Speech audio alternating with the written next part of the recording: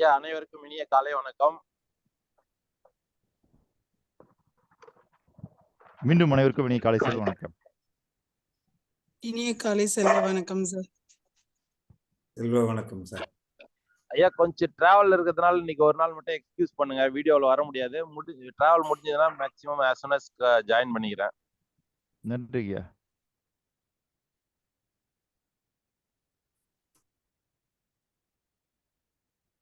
Okay Kalaiselvan sir, time மட்டும் போட்டா போதும் சார், பேர் வேண்டியதில்லை.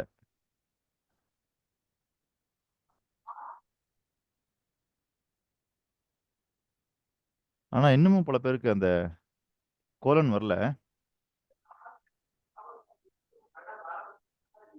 மேலோட்டமா பாத்தீங்கன்னா இது ஒரு ரொம்ப சின்ன விஷயம். ஆனா கொஞ்சம் அதை ஆழ்ந்து கவனிங்க. ரொம்ப சின்ன விஷயத்தையே நம்ம இன்னும் இவ்வளவு சரி பண்ண வேண்டியிருக்கு பாருங்க.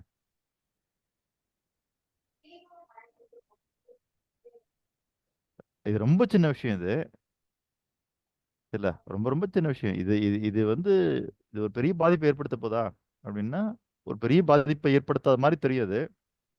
ஆனால் நீங்கள் புரிந்து கொள்ள வேண்டியது, இந்த உலகத்தினுடைய மிகப்பெரிய மலையாகட்டும் அல்லது மிகச்சிறிய தூசாகட்டும், இரண்டுமே பிரபஞ்சத்திற்கு ஒரே சக்தியை கொண்டுதான் அது இயக்குகிறது. ஒரு மலையே நகர்த்தணும் அப்படின்னாலும், இல்ல இல்ல ஒரு சின்ன தூசி தான் நகர்த்தணும் அப்படின்னாலும், பிரபஞ்சத்திற்கு அது ஒரே சக்தி தான்.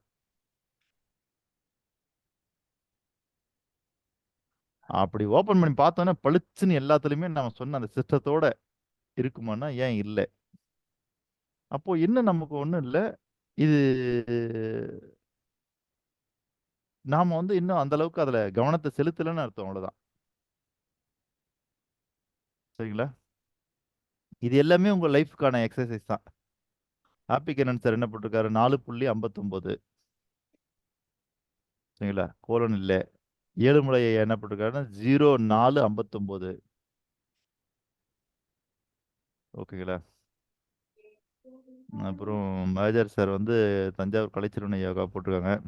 ஏழுமலை ஐயா மீண்டும் 4.59 போட்டிருக்காங்க. லக்ஷ்மி மேடம் 4.57 போட்டிருக்காங்க. நாராயண் சார் 5.5 போட்டிருக்காங்க. சார் நான் போட்டது வரலையா சார்? நான் 4.58 போட்டிருக்கேன் சார். வந்துட்டு இல்லை, இது நேற்று இது. அது இன்னைக்கு இது போடுமா? இன்னைக்கு பார்ப்போம். இது எல்லாம் காட்டுது போகுது. சரி சரி. ஓகே. இன்னைக்கு இன்னைக்கு 4.57 அருணகிரி சார். பாண்டியராஜ் ஐயா 4.57. நாராயண் சாருக்கு அன்னைக்கு அந்த கண்டிஷன் சொல்லலை. நம்ம கோலன் வைக்கணும் சார். 4.55 ஏம்னுக்குது. அன்பு செல்வன் சார் 4 கோலனும் வச்சிருக்காரு 4.57. மேஜர் அந்த ஏஎம் போட வேண்டாமா சார்? எப்படி என்ன வேண்டியதில்லை அது. சரி, டைம் மட்டும் போட்ட போற 4. ஆமா, 3 டிஜிட்டும் ஒரு கோலனும் இருக்கணும், அவ்வளவுதான். சரி, ஓகே, திருத்திக்கிறேன் சார், திருத்திக்கிறேன். ஓகேங்களா? அவ்வளவுதான். காரணம் என்னன்னா, நம்மளது கண்டிப்பா பிஎம் கிடையாது பயிற்சி, ஏஎம் மட்டும்தான். அப்படின்னும் போது நமக்கு அந்த ஏஎம்னு சொல்ல வேண்டியதில்லை. அடுத்தது 4.59 Lakshmi 4.59. Velumadhan sir 5.1. Happy Kannan sir 5. Happy Kannan sir, கோலன் ஏன் விட்டு போச்சு?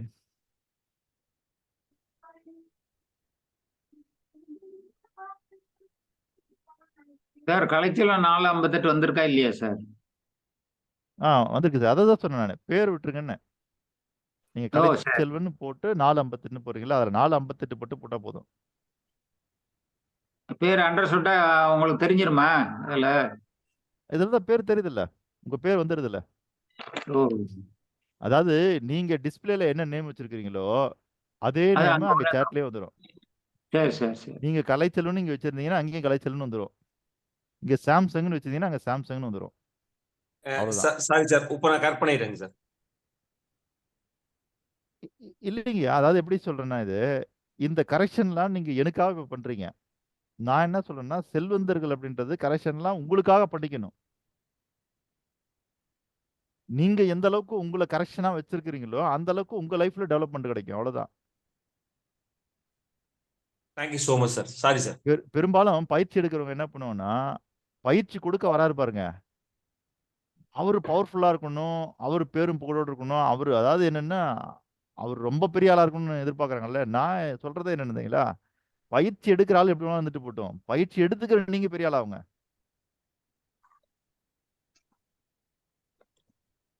சரிங்களா? அவரு பிரம்மாண்டமா இருக்கணும்னு அவசியம் இல்ல. ஆனா சின்ன சின்ன விஷயங்களும் தேடி எடுத்து நீங்க உங்கள பிரம்மாண்டப்படுத்திக்கங்க. அதனால எல்லா இடத்துல இருந்தும் கற்றல் இருக்கும். எல்லா இடத்துல இருந்தும் கத்துக்க வேண்டியது இருக்கும். அப்போ நமக்கு குடுக்கிறவரு நம்மள விட பிரம்மாண்டமானவரா இருக்கணும் அப்படின்னு எதிர்பார்க்கிற காரணத்தினால தான் இந்த உலகத்துல பயிற்சியாளர்கள்லாம் வளர்ந்துடுறாங்க. பயிற்சி பெற்றவங்கலாம் வளர்றாங்களான்னு தெரியல எனக்கு. ஆனால் பயிற்சி கொடுப்பவர்கள் அத்தனை பேருமே வளர்ந்துடுறாங்க. உலக புகழ் பெறுகிறார்கள். ஆனா செல்வந்தனுடைய அவனுடைய பாடம் எப்படி இருக்கும்னு கேட்டீங்கன்னா, ஒரு ரொம்ப சாதாரணமான ஒன்றிலிருந்து கூட அவன் பாடம் கத்துக்கணும். கவனமா இருக்கணும். சரிங்களா? எல்லா ஞானிகளும் சொல்வது போல உங்களுடைய கவனத்தினுடைய உச்சபட்ச நிலைக்கு பெயர் தான் விழிப்பு நிலை, அவேர்னஸ். அந்த அவேர்னஸ் உங்களுக்குள்ள எப்பயுமே இருக்கணும். இது ஒரு ரொம்ப சின்ன விஷயம். பார்த்தீங்கன்னா தெரியும். இது ரொம்ப சின்ன விஷயம். ஆனா அதுல உங்களுடைய கவனம் எந்த அளவுக்கு இருக்குதுன்னு எனக்கு தெரியுது அவ்வளவுதான்.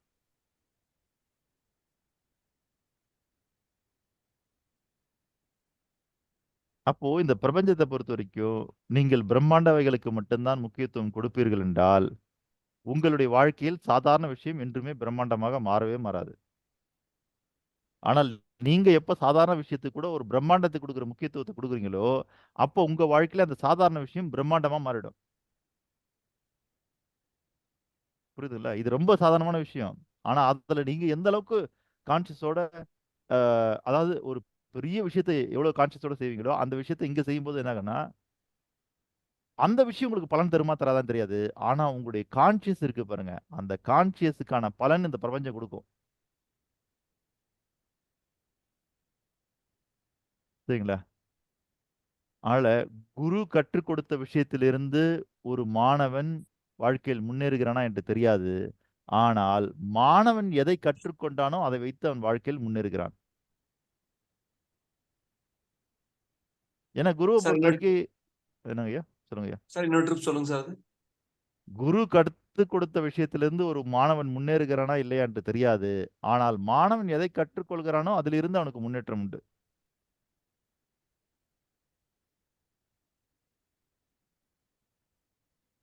ஏன்னா இப்போ விவேகானந்தர் யாரு? யாருடைய சீடர் அவரு? ராமகிருஷ்ண பரமஹம்சரோடது.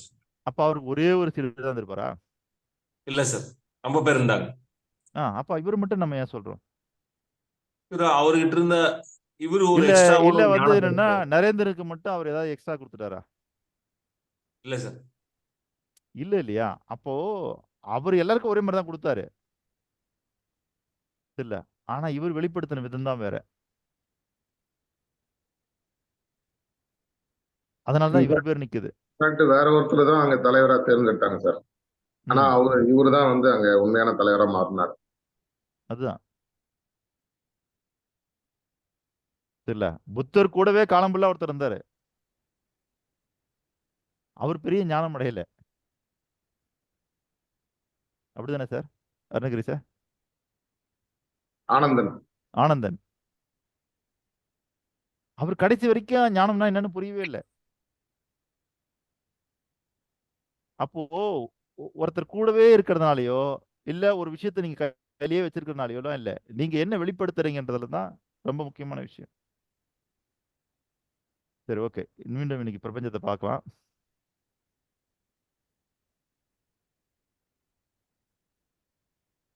இன்னும் சொல்லப்போனா இன்னும் சொல்லப்போனா வந்து, நான் சொல்லக்கூடிய விஷயம் முதல் தடவையிலேயே எத்தனை பேருக்கு புரிஞ்சிருது?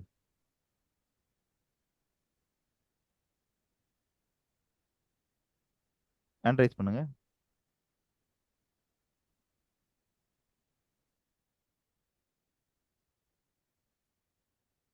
இல்ல எந்த விஷயம் ஐயா?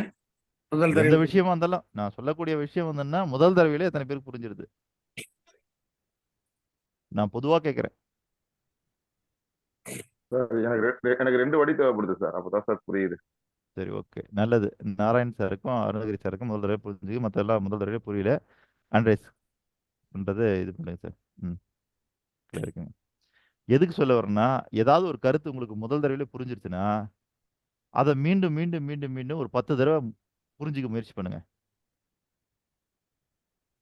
என்ன காரணம்னு கேட்டீங்கன்னா, என்ன காரணம்னா, ஒரு தடவையில உங்களுக்கு புரிஞ்சிருச்சுன்னா, அது அறிவோட நின்னு போயிடும். சரிங்களா? நீங்க அத மீண்டும், மீண்டும் பரிணாம வளர்ச்சி அடைஞ்சு புரிகிறதுக்கு முயற்சி பண்ணிட்டே இருந்தீங்கன்னா, அது உங்க உணர்வோட மிக்ஸ் ஆகும். நீங்க நல்லா பார்த்தீங்கன்னா தெரியும். சரிங்களா? திருக்குறளுக்கு உரை எழுதுறவங்க இருக்காங்க இல்லையா? அவங்க யாருமே திருக்குறள முதல் தடவ படிச்சுட்டு உரை எழுதல. முதல் தடவ படிக்கும்போது அது ஒரு மாரியா தெரியும். 2வது தடவ படிக்கும்போது ஒரு மாரியா தெரியும். 3வது தடவ படிக்கும்போது ஒரு மாரியா தெரியும். அப்போ அது பல தடவ படிக்கும்பொழுது என்னன்னா, அது பல பரிமாணங்கள் அடைஞ்சு, அதுக்கு பிறகு தான் ஒரு முழு வடிவம் அவங்களுக்கு பெறும். அப்பதான் அவங்க கிட்ட இருந்து அவுட்புட்டா ஒரு தெளிவுரை உருவாகும். அப்படிதான் ஏதாவது ஒரு கருத்து உங்களுக்குள்ள போச்சுன்னா, அத நீங்க வந்து ஒரு தடவையிலே புரிஞ்சுக்கிட்டீங்கன்னா சந்தோஷம் தான். இருந்தாலும் நீங்க உங்கள தற்சார்பு சோதனை பண்ணி பாருங்க. அவர் இப்படி ஒரு விஷயம் சொன்னாரு, இது புரிஞ்சிருச்சு. இருந்தாலும் அதுல இன்னும் கொஞ்சம், இன்னும் கொஞ்சம், இன்னும் கொஞ்சம்ன்னு திரும்ப ஃபர்ஸ்ட்ல இருந்து புரிஞ்சுக்க முயற்சி பண்ணி பாருங்க. அப்போ ஒரு 10 தடவ முயற்சி பண்ணும்போது என்ன ஆகும்னு கேட்டீங்கன்னா, அந்த கருத்து உங்ககிட்ட ஸ்ட்ராங் ஆயிடும். அது மறந்து போகாது.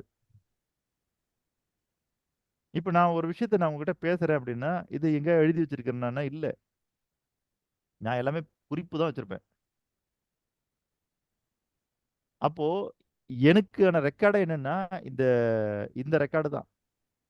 இது நாள் வரைக்கும் நானு என்னுடைய கம்ப்யூட்டர்ல சேவ் பண்ணிட்டு இருந்தேன். இப்ப நாராயண் சார் வந்த பிறகு இப்ப YouTubeலயே சேவ் ஆகுது. அப்போ நான் பார்க்கிறது என்னன்னு தெரியுங்களா? மீண்டும் என்னுடைய கருத்த நான் மேம்படுத்திக்கிறதுக்காக, நான் பேசின வீடியோவ திரும்ப திரும்ப நானே பார்க்கிறது. அதே மாரி தான் ஒரு கருத்து உங்களுக்குள்ள போச்சுன்னா, அது பரிணாம வளர்ச்சி அடைய வச்சுக்கிட்டே இருந்தீங்கன்னா, என்ன ஆகும்னா அந்த கருத்து, உங்களுக்குள்ள அது ஸ்ட்ராங் ஆயிடும். உங்களுக்குள்ள அது வேலை செய்யும். உங்களுக்கு அது பலன் குடுக்க ஆரம்பிச்சுரும். விதை செடியாகி, செடி மரமாகி, மரம் காய்த்து, அது பூத்து, காய்த்து, கனிந்து தான் உங்களுக்கு பலன் தருது மாரி, ஒரு கருத்து உங்களுக்குள்ள விழுந்ததுன்னா, அது விதை. அந்த கருத்த நீங்க மீண்டும், மீண்டும், மீண்டும், மீண்டும் பரிணாம வளர்ச்சி அடைய வச்சுக்கிட்டே இருந்தீங்கன்னா, அது செடியாகி, மரமாகி, பூத்து, காய்த்து, அது உங்களுக்கு கனி கொடுக்கும். அப்ப முதல் தடவையே புரிஞ்சுக்கிறது சிறப்பு. முதல் தடவையிலே புரிஞ்சுக்கிறது சிறப்பு. இருந்தாலும் அதை அந்த கருத்த மீண்டும், மீண்டும், மீண்டும் செய்து பாருங்கள். எப்படி சயின்டிஸ்ட் எல்லாம் வந்து என்னன்னா, ஒரு விஷயத்த அறிவிக்கிறதுக்கு முன்னாடி, அத பல தடவ டெஸ்ட் பண்ணிடுவாங்க. ஒரே டெஸ்ட்ல முடிச்சுட்டு, ஓகே ஆயிடுச்சு அப்படின்னு சொல்ல மாட்டாங்க. அப்ப அத மீண்டும், மீண்டும் பல தடவ டெஸ்ட்க்கு உட்படுத்துவாங்க.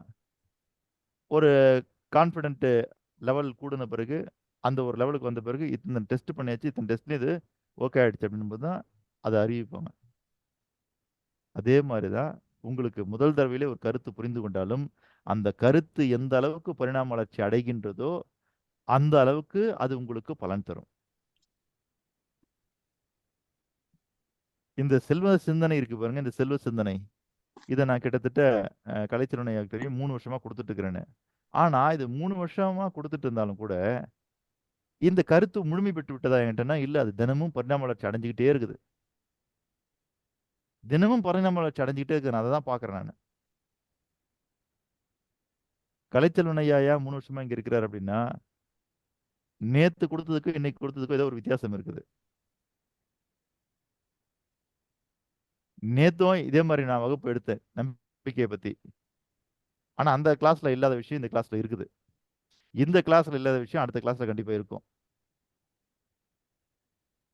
சரிங்களா? அப்ப நமக்கு நேத்து நம்ம பார்த்த பாடம் என்னன்னா, பிரபஞ்சம் தான் நம்பிக்கை, நம்பிக்கை தான் பிரபஞ்சம். அதுவரைக்கும் புரிஞ்சிருச்சா? புரிஞ்சுது. இன்னைக்கு நீங்க புரிஞ்சுக்க போறது சூட்சும பகுதி. சரிங்களா? சூட்சும பகுதினா என்னன்னா, மறைமுகமாக புரிந்து கொள்ள வேண்டிய ஒரு பகுதி. அது சூட்சுமமாக இருக்குது. நேரடியா தெரியாது. சரிங்களா? அந்த பகுதி. இது ரொம்ப ரொம்ப இம்பார்ட்டன்ட் உங்களுக்கு. ஏன்னா, இங்கிருந்து பலவிதமான கருத்துக்கள நீங்க பரிணாமம் அடைய போறீங்க. என்ன அந்த சூட்சும பகுதின்னு கேட்டீங்கன்னா, பிரபஞ்சம் எங்கிருந்து தோன்றியதுன்னு நமக்கு தெரியாது. பிரபஞ்சம் எங்கிருந்து தோன்றியதுன்னு தெரியாது. ஆனா, பிரபஞ்சத்திற்குள்ள இருக்கிற எல்லாமே பிரபஞ்சத்தால் தோற்றுவிக்கப்பட்டது. புரியுதுங்களா? அதுல ஏதாவது மாற்று கருத்து இருக்குதா? பிரபஞ்சத்திற்கு உள்ளே இருப்பதெல்லாம் பிரபஞ்சத்தால் தோற்றுவிக்கப்பட்டது. ஓகேங்களா? அப்போ நாம சார் இதுக்கு கொஞ்சம் உதாரணம் சொன்னா கொஞ்சம் புரியும் சார். பிரபஞ்சம் தெரியாதுன்னு சொல்றீங்க. இப்ப பிரபஞ்சம்னு ஏதோ ஒரு இதை சொல்றீங்க. அதுக்குள்ள இருக்கிறது எல்லாம் பிரபஞ்சம் தோன்றுதுன்னு சொன்னீங்களா? அதுக்கு ஏதாவது இன்னும் கொஞ்சம் புரியுற மாதிரி சொல்ல முடியுமா? அதாவது உலகம் இருக்குல்ல, உலகம் உலகம் இருக்கு. உலகம் எதுல இருந்து தோன்றிச்சு? அது தெரியாதுன்னு சொல்லிட்டீங்க. இல்ல பிரபஞ்சத்தை தான் நான் சொன்னேன். நான் கேட்கறது உலகம். உலகம் நம்ம ஒரு வரைபடம் வரைஞ்சிருக்கோம். இப்படி இந்த நாடு இருக்கு, இந்த கண்டம் இருக்கு. சூரியன்ல என்னங்கய்யா? இருந்து தானே சார், பூமி சூரியன்ல சூரியன்ல இருந்து இருந்து. பிரபஞ்சத்தில் இருந்து தோன்றியது. இல்ல சூரியன்ல இருந்து தோன்றுது. ஓகேங்களா? அப்போ பூமி சூரியன்ல இருந்து தோன்றுச்சு. ஆனா பூமியில இருக்கிற எல்லாமும் பூமியில இருந்து தோன்றினதா? சரிங்களா? பூமி சூரியன்ல இருந்து தோன்றிடுச்சு. ஆனா பூமியில இருக்கிற எல்லாமே எங்க இருந்து தோன்றிச்சு? பூமியில இருந்து தோன்றியது. அதை போலதான் நான் என்ன சொல்ல வரேன்னா, பிரபஞ்சம் இப்போ நமக்கு வந்து பூமிக்கு முன்னாடி சூரியன் இருந்து தெரியறதுனால அதுல இருந்து தோன்றுச்சுன்னு சொல்றோம். அந்த மாதிரி பிரபஞ்சம்ன்றது எங்க இருந்து தோன்றுச்சுன்னு நமக்கு தெரியாது. ஆனால் பிரபஞ்சத்தில் உள்ள எல்லாமும் பிரபஞ்சத்தால் தோற்றுவிக்கப்பட்டது. ஓகேங்களா? சரி, இப்போ நம்ம பார்க்க வேண்டிய விஷயம் இதுல என்ன அப்படின்னு கேட்டீங்கன்னா, ஒன்று தோன்றுவதற்கு முன்பாக வரைக்கும் அது என்னவா இருந்து நமக்கு தெரியாது. ஆனால் தோன்றிய பிறகு நீங்க அதுக்கு ஒரு பேர் வைக்கும்போது என்ன ஆகுதுன்னு கேட்டீங்கன்னா, அது மையமாக மாறிவிடுகிறது. புரியுதுங்களா? இப்போ நாராயணன் சொல்றேன் அப்படின்னு வச்சுங்க. நாராயணன் நான் ஒரு பேர் சொல்றேன். அப்ப இந்த பேர் சொல்லும்போது இந்த பேரு வந்து யாரையோ ஒருத்தர் குறிப்பிடுது. புரியுதுங்களா? அந்த நபர் தான் மையம். யாருக்கு மையம்? அவருக்கு மையம். நாராயணன் நான் ஒரு பேர் சொல்ல பாருங்க.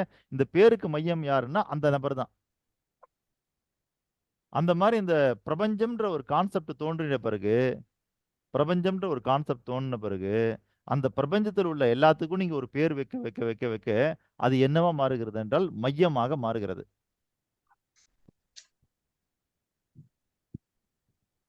இது வரைக்கும் புரியுதா?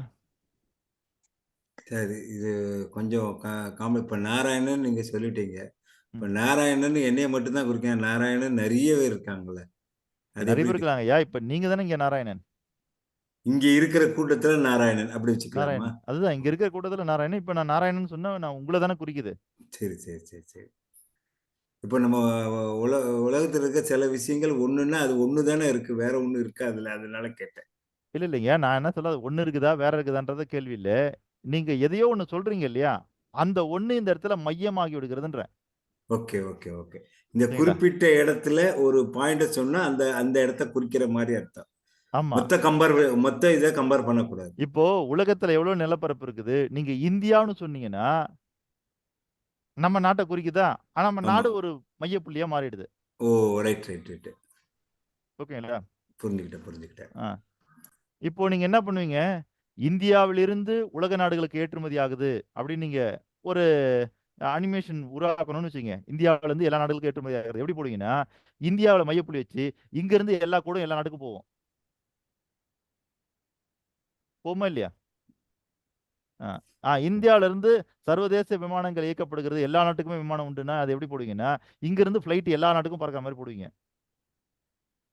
அப்ப என்னன்னா, நீங்க எதை சுட்டுகிறீர்களோ அது மையம். ஓகேங்களா? அது மையம்.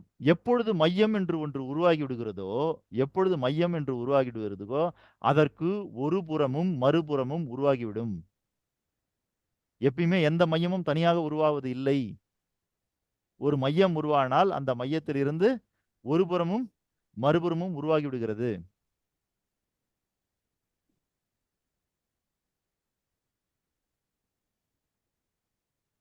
அதுக்கு ஒரு உதாரணம் சார். ஒரு புறம் மறுபுறம் அதுக்கு ஒரு உதாரணம். இப்ப நான் அந்த இடத்துக்கு தான் வரேன் நானு.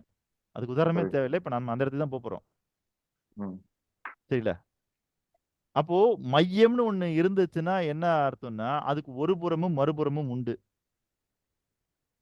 சரிங்களா? மையம்னு ஒண்ணு இருந்ததா அதுக்கு ஒரு புறமும் மறுபுறமும் உண்டு. அப்போ இதுதான் இந்த பிரபஞ்சத்துல நீங்க புரிஞ்சுக்க வேண்டிய சூட்சுமமான ஒரு புள்ளி. சூட்சுமமான ஒரு புள்ளி. இந்த கான்செப்ட் உங்களுக்கு புரிஞ்சாதான் உங்களுக்கு இந்த பிரபஞ்சம் எப்படி வேலை செய்யறதுன்றதெல்லாம் கிளீனா புரியும். அப்ப இந்த கான்செப்ட் என்னன்னு கேட்டீங்கன்னா மையம்னு ஒண்ணு உருவானா அதுக்கு ஒரு புறமும் மறுபுறமும் உண்டு. இப்ப இந்த லெவல் வரைக்கும் புரிஞ்சிருச்சா? சார் சொல்லுங்க ஐயா.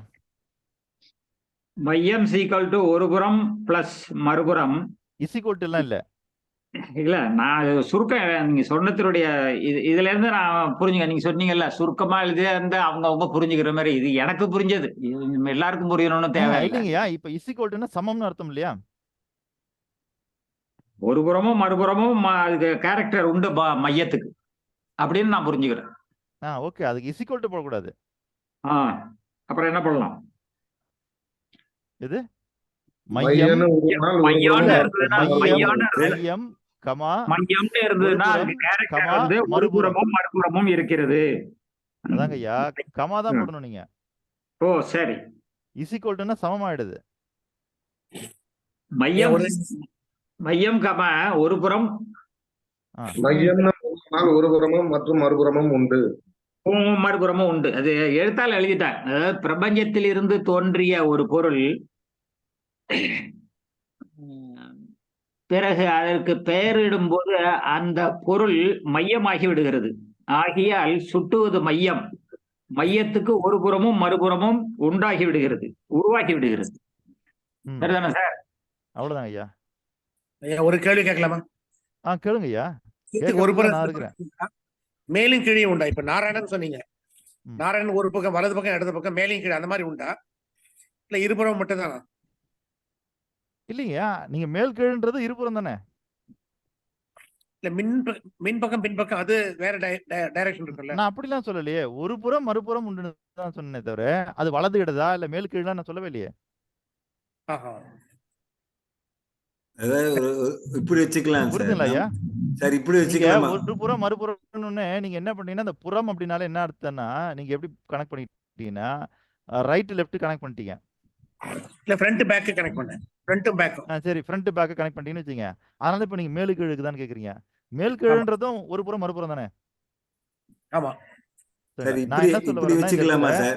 ஒரு தபால் அனுப்புறதுக்கு from to இருக்கிற மாதிரி இது அர்த்தம். தபால் வந்து இல்ல இதெல்லாம் அது இல்ல, அதெல்லாம் கனெக்ட் பண்ண கூடாது நீங்க.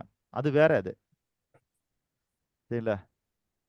இது என்னன்னு இப்ப சொல்லிடுறேன். இப்ப சொல்ல உங்களுக்கு புரிஞ்சிடும். என்னன்னா அப்போ நீங்க இந்த பிரபஞ்சம் தோன்றிய பிறகு இந்த பிரபஞ்சத்துல தோன்ற எல்லாத்துக்குமே ஒரு மையம் உண்டு அப்படின்றத புரிஞ்சுக்கங்க. ஃபர்ஸ்ட் பாயிண்ட் என்ன உண்டு? மையம் உண்டு. சரிங்களா? ரெண்டாவது பாயிண்ட் மையத்திற்கு ஒரு பகுதி உண்டு. என்ன உண்டு? மையத்திற்கு ஒரு பகுதி உண்டு. புறம்னு சொல்ல வேண்டாம், ஏன்னா அங்கதான் குழப்பமாது. அதனால தான் நாராயண் சார் இப்படி கேட்கிறாரு, மேஜர் நாராயண் சார். அதனால மையத்திற்கு ஒரு பகுதி உண்டு, மையத்திற்கு மறுபகுதி உண்டு. சரிங்களா? மையம்னு ஒண்ணு இருந்தா அந்த மையத்துக்கு என்ன உண்டு? ஒரு பகுதி உண்டு, மறுபகுதி உண்டு. தேனி பாண்டியராஜா புரியுதா? சரி, இல்ல தலைப்பாலாம் கட்டிட்டு தயாரா இருக்கிறீங்களே, அதுதான் கேட்கிறேன்.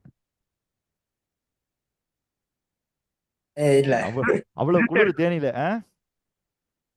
இல்லையா, உடல் கொஞ்சம் இன்னும் தேடி வரல. வருங்கய்யா. நம்ம தான் இப்ப பிரபஞ்சத்தையே உள்ள அனுப்புறோம் இல்லையா, அப்புறம் வேற அதனாலதான் குளிர் ஐயா, இன்னும் வெயிலவே பார்க்கலையா. அதுதான். நன்றிங்கய்யா. அப்போ இந்த இடத்துல என்னன்னா இந்த கான்செப்ட் இருக்கு பாருங்க. இந்த கான்செப்ட் இது 3 புள்ளிகளை கொண்டது. சரிங்களா?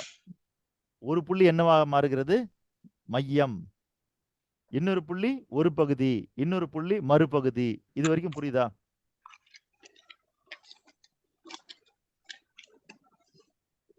ஐயா, நம்ம பாடத்துல ரொம்ப டீப்பா போறோம். இவ்வளவு தேவையில்லை உங்க வாழ்க்கைக்கு. இருந்தாலும் நான் கொடுக்குறேன் நானு. சரிங்களா? இல்ல சார். பட் இருக்கணும். பட் இருக்கிறதுனாலதான் ஒவ்வொரு விஷயத்த நேத்து கிளாஸ் வந்து நம்ம 2-3 பேர்த்து கூட பகிர்ந்துட்டோம். பட் உண்மையாலுமே இது இருக்கணும் சார். இருக்கிறதுனாலதான் இப்ப ரொம்ப கிளியரா வந்து யோசிக்க முடியுது. நாம ஏன் இப்படி நம்ம இருக்கிறோம், செல்வந்தர் ஏன் ஆக முடியல அப்படிங்கறதுக்கான கிளாரிட்டி ரொம்ப தேட வைக்க சார். பட் ரொம்ப சரி, நல்லா ஓகே. சார். பட் என்னோட இது என்ன, பிரபஞ்சத்தில் தோன்றியது ஒரு மையப்புள்ளி உண்டு. பட் அதற்கு மறுபக்கம் உண்டு இல்லைங்களா சார்? அவ்வளவுதானே? இல்லையா, ஒரு பகுதி மறுபகுதி உண்டு, அது வரைக்கும் வச்சுக்கங்க. சரிங்களா? சார் இன்னும் கொஞ்சம் விரிவா சொல்லுங்க சார் ப்ளீஸ். அதுதான் இப்ப விரிவா பார்க்க போறோம். அப்போ அந்த மையம்னு ஒண்ணு தோன்றுச்சுன்னா அதுக்கு ஒரு பகுதி உண்டு, மறுபகுதி உண்டு இல்லையா? அது ஆமா நம்ம சார். என்ன பண்ணோம்னா இடத்துக்கு இடம் வெவ்வேறு பேர் கொடுக்குறோம். இது பேசிக் கான்செப்ட். என்ன இருக்குது? மையம், ஒரு பகுதி, மறுபகுதி. புரிஞ்சுச்சா? இது பேசிக் கான்செப்ட். இந்த பேசிக் கான்செப்ட் வச்சுக்கிட்டு நம்ம என்ன பண்ணோம்னா இப்போ அந்த மையம் இருக்கு பாருங்க, அந்த மையத்துக்கு நாம இன்னொரு பேர் கொடுக்குறோம். அதுக்கு பேர் தான் சுயம். சார் அப்ப மையம்ங்கிறது ஒரு புள்ளி இல்லைங்களா சார்? மையம்ங்கிறது ஒரு புள்ளியை வச்சுக்கலாம். அதுல இருந்து மையம்ன்றது ஒரு போய் புள்ளி. சேர்றது இன்னொரு புள்ளி. என்னங்கய்யா? சார் மையம் அப்படிங்கிறது ஒரு புள்ளி. இப்ப நீங்க அது தொடர்ந்து என்னமோ கேட்டீங்களே. சார் மையம்ங்கிறது ஒரு புள்ளி. பட் அந்த இடத்துல இருந்து இன்னொரு போய் சேர்ற அந்த இடம் ஒரு புள்ளி. அதான் அந்த இடத்துல இருந்து போய் சேர்றதெல்லாம் நான் சொல்லல நானு. சரிங்க சார். அந்த இடம் அப்படியே கான்சென்ட்ரேஷனா வச்சுக்கங்க. Okay sir. சில பேப்பர்ல வைக்கிற மாதிரி ஒரு புள்ளி வைக்கிற மாதிரி ஒரு புள்ளி வச்சிட்டீங்களா? ஆமாங்க இப்போ சார். அதுக்கு முன்னாடியே பின்னாடியோ இல்ல மேலே கீழே ஏதோ ஒண்ணு 2 பக்கம் புள்ளி வைங்க. எதை நீங்க மையம்னு குறிப்பிடுறீங்களோ அதுக்கு 2 பக்கம் புள்ளி வைங்க. அதுக்கு ஒரு புள்ளிக்கு பேர் என்னன்னா ஒரு பகுதி, இன்னொரு புள்ளிக்கு மறுபகுதி. மைய புள்ளிங்கிற சென்டர்ல வச்சுட்டு லெஃப்ட்ல ஒரு புள்ளி வைக்கணும், ரைட்ல ஒரு புள்ளி ஆமா, வைக்கணும். சென்டர்ல இருந்தா தான் அது பேர் மையப்புள்ளி. Yes sir. ஓ சரி சார். அதனால தான் அதை மையம்னு சொல்றோம். இப்போ என்ன கான்செப்ட் இங்கன்னு கேட்டீங்கன்னா, நீங்க மையம்னு அதை எப்படி குறிப்பிடுறீங்கன்னா அதுக்கு ஒரு பகுதியும் மறுபகுதி இருக்கிறதுனால தான் அது மையம். ஒரே ஒரு புள்ளி மட்டும் நீங்க வச்சிருக்கீங்கன்னு வச்சுங்க. இப்போ இது மையமான்னு கேட்டீங்கன்னா அது மையமா இல்லைன்னு தெரியாது நமக்கு. அப்ப அதுக்கு ஒரு பகுதி மறுபகுதி உருவாகிறதுனால தான் அதை மையம்னு சொல்றோம். இப்போ கான்செப்ட் புரிஞ்சுச்சா? ஓகே. இப்போ இந்த மையத்தை நாம என்ன பண்ணோம்னா இந்த கான்செப்ட் இந்த பிரபஞ்சத்துல இருக்குது. இதை எல்லாத்துக்கூடவும் நம்ம பொருத்தி பார்க்கலாம். ஆனா இப்ப இது நம்ம வாழ்க்கைக்கு பயன்படணும் இல்லையா? அதனால இப்ப அந்த கான்செப்ட் அப்படியே கொண்டாந்து நமக்கு பொருத்துறோம். ஃபர்ஸ்ட் இப்ப இங்க இருந்து ஆரம்பிச்சீங்கன்னா உங்களுக்கு தெரிஞ்சிடும். நீங்க உங்களுக்கு பொருத்துறீங்க. உங்களுக்கு பொருத்தும் போது இந்த மையத்துக்கு என்ன பேருன்னா சுயம்னு பேரு. என்ன பேரு? மையத்துக்கு என்ன பேரு? சுயம். சுயம். இந்த மையத்தினுடைய ஒரு பகுதி இருக்கு இல்லைங்களா? அந்த ஒரு பகுதி அப்படிங்கிறது தான் அகம். மையத்தினுடைய மறுபகுதி இருக்கு பாருங்க. இந்த மறுபகுதி தான் புறம்.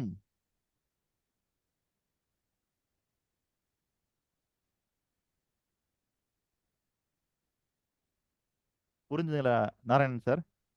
Super sir. என்ன மையப்படுத்தி அகமும் புறமும் கொண்டு வந்துட்டீங்க சார்.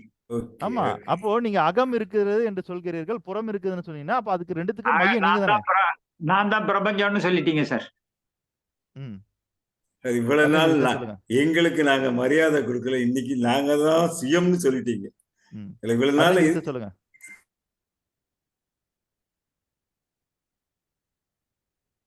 சார் சுயம்னா தானா உருவாகிறது அப்படிதானே? உதாரணம் ஈஸியா புரியும் சார். சுயம் வந்து பிரபஞ்சம், அதுக்கு பகுதிகள் உண்டு. மறுபுறம் இருபுறம் அல்ல மறுபகுதி இருபகுதி. அந்த அதுல ஒரு பகுதி வந்து அகம், மறுபகுதி வந்து புறம். Super super. ஓகே. இப்போ நாம என்ன பண்ணோம்னா சுயம்னா தானா உருவாகிறதுன்னு சொல்றோம் இல்லையா? இந்த உலகத்துல தானா அப்படின்றதுக்கான ஒண்ணு கிடையவே கிடையாது. அதாவது என்னன்னா நம்ம கண்ட்ரோல்ல இல்லாதனால தானான்னு நம்ம சொல்றோம். சுயம்புனா அப்படிதானே அது சார் அர்த்தம்? இல்ல அதாங்க ஐயா. அப்ப யாரோ ஒருத்தர் உருவாக்கி இருக்கணும்ல, அதானே பேசிக் கான்செப்ட். சார் நீங்க சுயம்புன்னு சொல்றது பிரபஞ்சத்தால உருவாக்கப்பட்டதானே சார்? நாம தான் உருவாக்கல அதை. நம்ம எதெல்லாம் தானான்னு சொல்றோமோ நம்மளுடைய கண்ட்ரோல்ல இல்லாததான் நம்ம தானா இயங்குதுன்னு சொல்றோம். புரியுதுங்களா? அப்போ இங்க இந்த இடத்துல வந்துன்னா எல்லாத்தையும் இயக்கிறது எது? பிரபஞ்சம் தானே. அப்போ சுயம்னு சொன்னா அது தானா உருவானதுதான். இல்ல அந்த தானாங்கிறதுக்கு மீனிங் என்னன்னா பிரபஞ்சம் இயக்குதுன்னு அர்த்தம். சரி, இப்போ பிரபஞ்சத்துல இருக்கிற எல்லாத்தையுமே நீங்க பிரபஞ்சம்னு ஒரே பேர்ல அழைக்கலாம் இல்லையா? எதுக்கு சூரியன்னு சொல்றீங்க?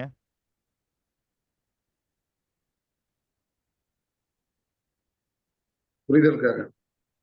அதுதான் என்ன புரிதல்னா, இப்ப நீங்க எதை மையப்படுத்தீங்கன்னா சூரியனை மையப்படுத்துறீங்க. ஏதோ ஒரு விஷயத்த அங்கிருந்து ஆரம்பிக்கணும் உங்களுக்கு. அதனால நீங்க என்ன பண்ணீங்கன்னா ஒரு புள்ளியை வச்சு இதுக்கு பேர் சூரியன்னு சொல்றீங்க இல்லையா? கருந்துளை, சூரியன், நட்சத்திரம் இல்ல ஏதோ அப்படின்னு. ஒண்ணு. அப்போ சூரியன்ற கான்செப்ட் எதுக்கு நீங்க சூரியன்னு பேர் வச்சீங்களோ அந்த பேர் வைக்கப்பட்டது அந்த இடத்துல அது மையம். புரியுதுங்களா? இப்ப சூரியனுக்கும் நீங்க பிரபஞ்சம்னு பேர் வச்சிருக்கலாம், பூமிக்கும் பிரபஞ்சம்னு பேர் வச்சிருக்கலாம், நிலாவுக்கும் பிரபஞ்சம்னு பேர் வச்சிருக்கலாம், எல்லாத்துக்கும் ஒரே பேர் வச்சிருக்கலாம். எல்லாத்துக்கும் ஒரே பேர் வச்சீங்கன்னா நீங்க எப்படி இப்ப சூரியனை மையப்படுத்துவீங்கன்னு கேக்குறேன். இப்ப என்கிட்ட ஒரு கான்செப்ட் சொல்லணும், சூரியனை வச்சு சொல்லணும் நீங்க என்கிட்ட, அதுக்கும் பிரபஞ்சம்னு பேர் வச்சாச்சு. இப்ப எப்படி என்கிட்ட சொல்லுவீங்க?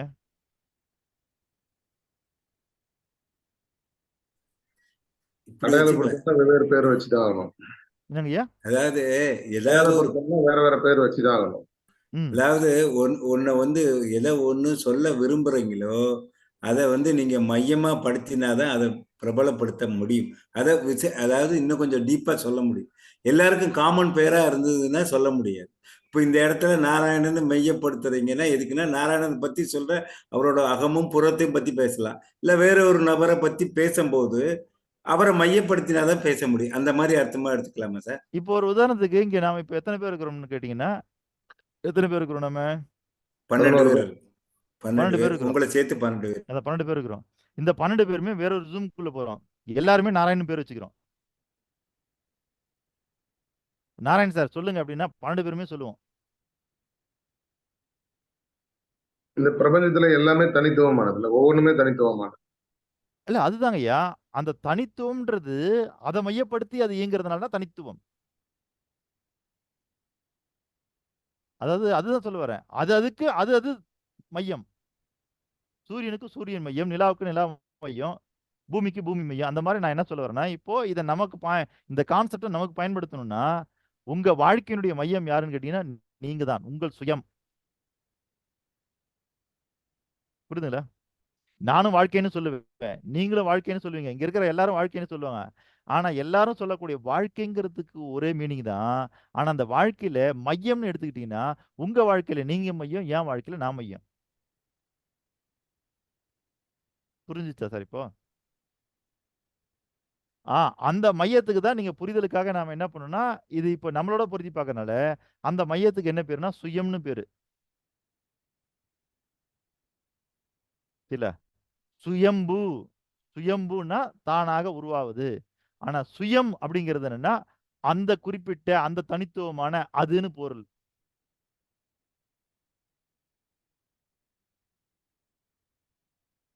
அருணகிரி சார் இந்த இடம் புரியுதுங்களா?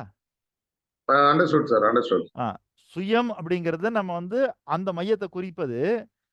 அது நீங்க சொல்ற மாதிரி பிரபஞ்சத்தினுடைய ஆற்றலால அது உருவாகுதுன்னு வச்சுங்க, அதுக்கு பேர் சுயம்பு. ஓகேங்களா? இப்ப நம்ம உருவாக்கத்துக்கு பத்தியே நம்ம போகல. நீங்க ஏதோ ஒரு விஷயத்தை சுட்டுறீங்க இல்லையா? அந்த சுட்டுவதுதான் மையம். அந்த மையம் தான் சுயம். அதுக்கு சுயம் அது. சுயம் வேற, சுயம்பு வேற. சரிங்களா? ஆமாங்க ஐயா. இப்போ சுயம் வந்தாச்சுங்களா? அப்போ எப்போ சுயம்னு ஒண்ணு வருகிறதோ அப்பவே என்ன வந்துரும்னா அகம்னு ஒண்ணு வந்துரும், புறம்னு வந்துரும். இப்போ நீங்க பூமின்னு ஒரு கான்செப்ட் கொண்டாடுறீங்கன்னு வச்சுக்கோங்க, பூமின்னு ஒரு பேர் வச்சுட்டீங்க. அப்போ பூமி தான் சுயம்னா, பூமி தான் மையம்னா, பூமிக்கு அகமும் புறமும் உண்டாக்கி விடுகிறது. புரியுதுங்களா? சூரியன்னு நீங்க சொல்றீங்கன்னா, சூரியன் தான் மையம்னா, சூரியன் தான் சுயம்னா, சூரியனுக்கு அகமும் புறமும் உண்டாக்கி விடுகிறது. சரிங்களா? அப்ப இந்த மையம்ங்கிறது ஒண்ணுதான், சுயம்ங்கிறது ஒண்ணுதான். அது வந்து இடத்துக்கு இடம் போகும்போது என்ன ஆகுன்னா அகமும் புறமுமாக மாறும், மேலும் கீழுமாக மாறும், வலது இடதாக மாறும். சரிங்களா? முன்னே பின்னே என்பது மாறும். இப்போ Narayan sir, major Narayan sir புரியுதுங்களா?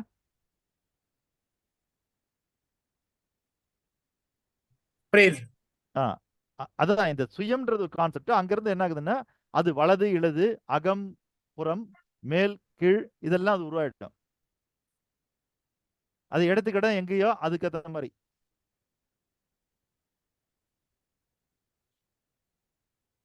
இது வரைக்கும் புரிஞ்சிருச்சு இல்லையா?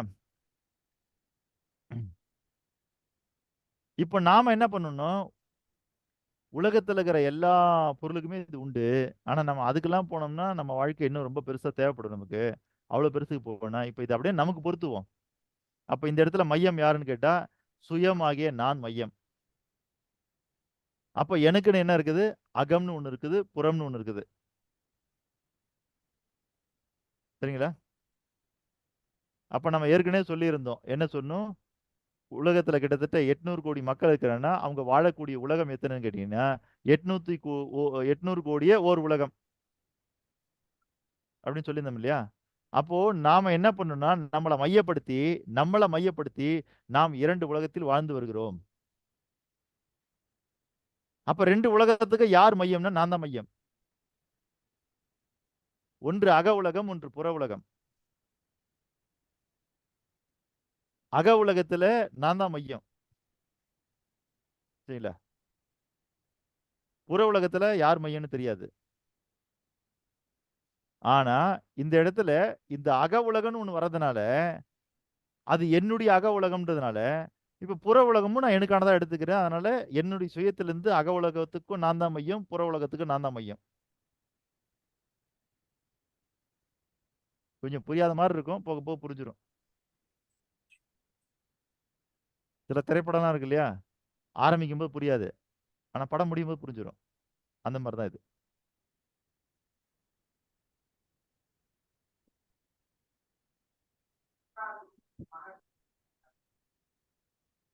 ஓகேவா? இப்ப இந்த இந்த லெவல் வரைக்கும் புரிஞ்சிருச்சா? அப்ப எங்கெல்லாம் சுயம்னு சொல்றோமோ, எங்கெல்லாம் மையம்னு சொல்றோமோ அதுக்கு 2 பகுதி இருக்குது. அது அகமா புறமா இருக்கலாம், மேலும் கீழுமா இருக்கலாம், முன்னே பின்னே இருக்கலாம், வலது இடதாக இருக்கலாம். புரிஞ்சிருச்சா? சரி, இந்த லெவல் வரைக்கும் புரிஞ்சிருச்சா? இதுதான் அப்போ எனக்கு என்னங்க ஐயா? இதுதான் எனக்கு வந்து சரியா விளக்கிட்டீங்க நீங்க. ஓகேங்க ஐயா, ஓகே.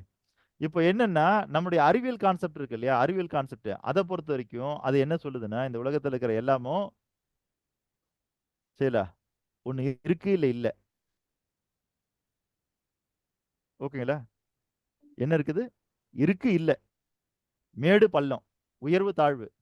அப்போ இந்த உலகத்துல இருக்கிற எல்லாமே இரட்டிப்பு முறையில பார்ப்பது விஞ்ஞானம்.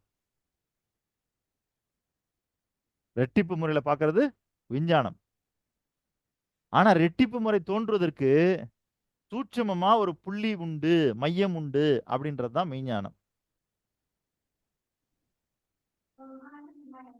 இப்ப நான் சொல்றேன் சார், எனக்கு உள்ள நடக்குதுன்றேன், எனக்கு வெளியே நடக்குதுன்றேன். அப்ப எதை வச்சு நான் இது உள்ள இது வெளியேன்னு பிரிக்கிறேன்?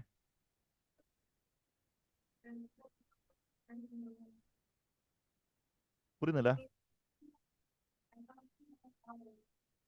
ஏதோ ஒரு மையப்படுத்தி சொல்றீங்க. அதான் அது எது நான் என்ன சொல்லுன்னா, இப்ப நீங்க சொல்றீங்க சார், நான் இப்ப வீட்டுக்குள்ள இருக்கிறேன்றீங்க, இல்ல வீட்டுக்கு வெளியே இருக்கிறேன்றீங்க. அப்ப எதை வச்சு நீங்க வீட்டுக்கு உள்ள இருக்கிறேன்றீங்க, எதை வச்சு வீட்டுக்கு வெளியில இருக்கிறேன்றீங்க? வீடு இருக்கனால சொல்றோம். இல்லைங்க, அதுதான் சொல்றேன். அப்ப எதுல இருந்து வீடு உள்ளே, எதுல இருந்து வீடு வெளியே? வாசல் வாசல்ன்றது மையம். புரியுதுங்களா? அப்ப வாசல் என்பது மையம்.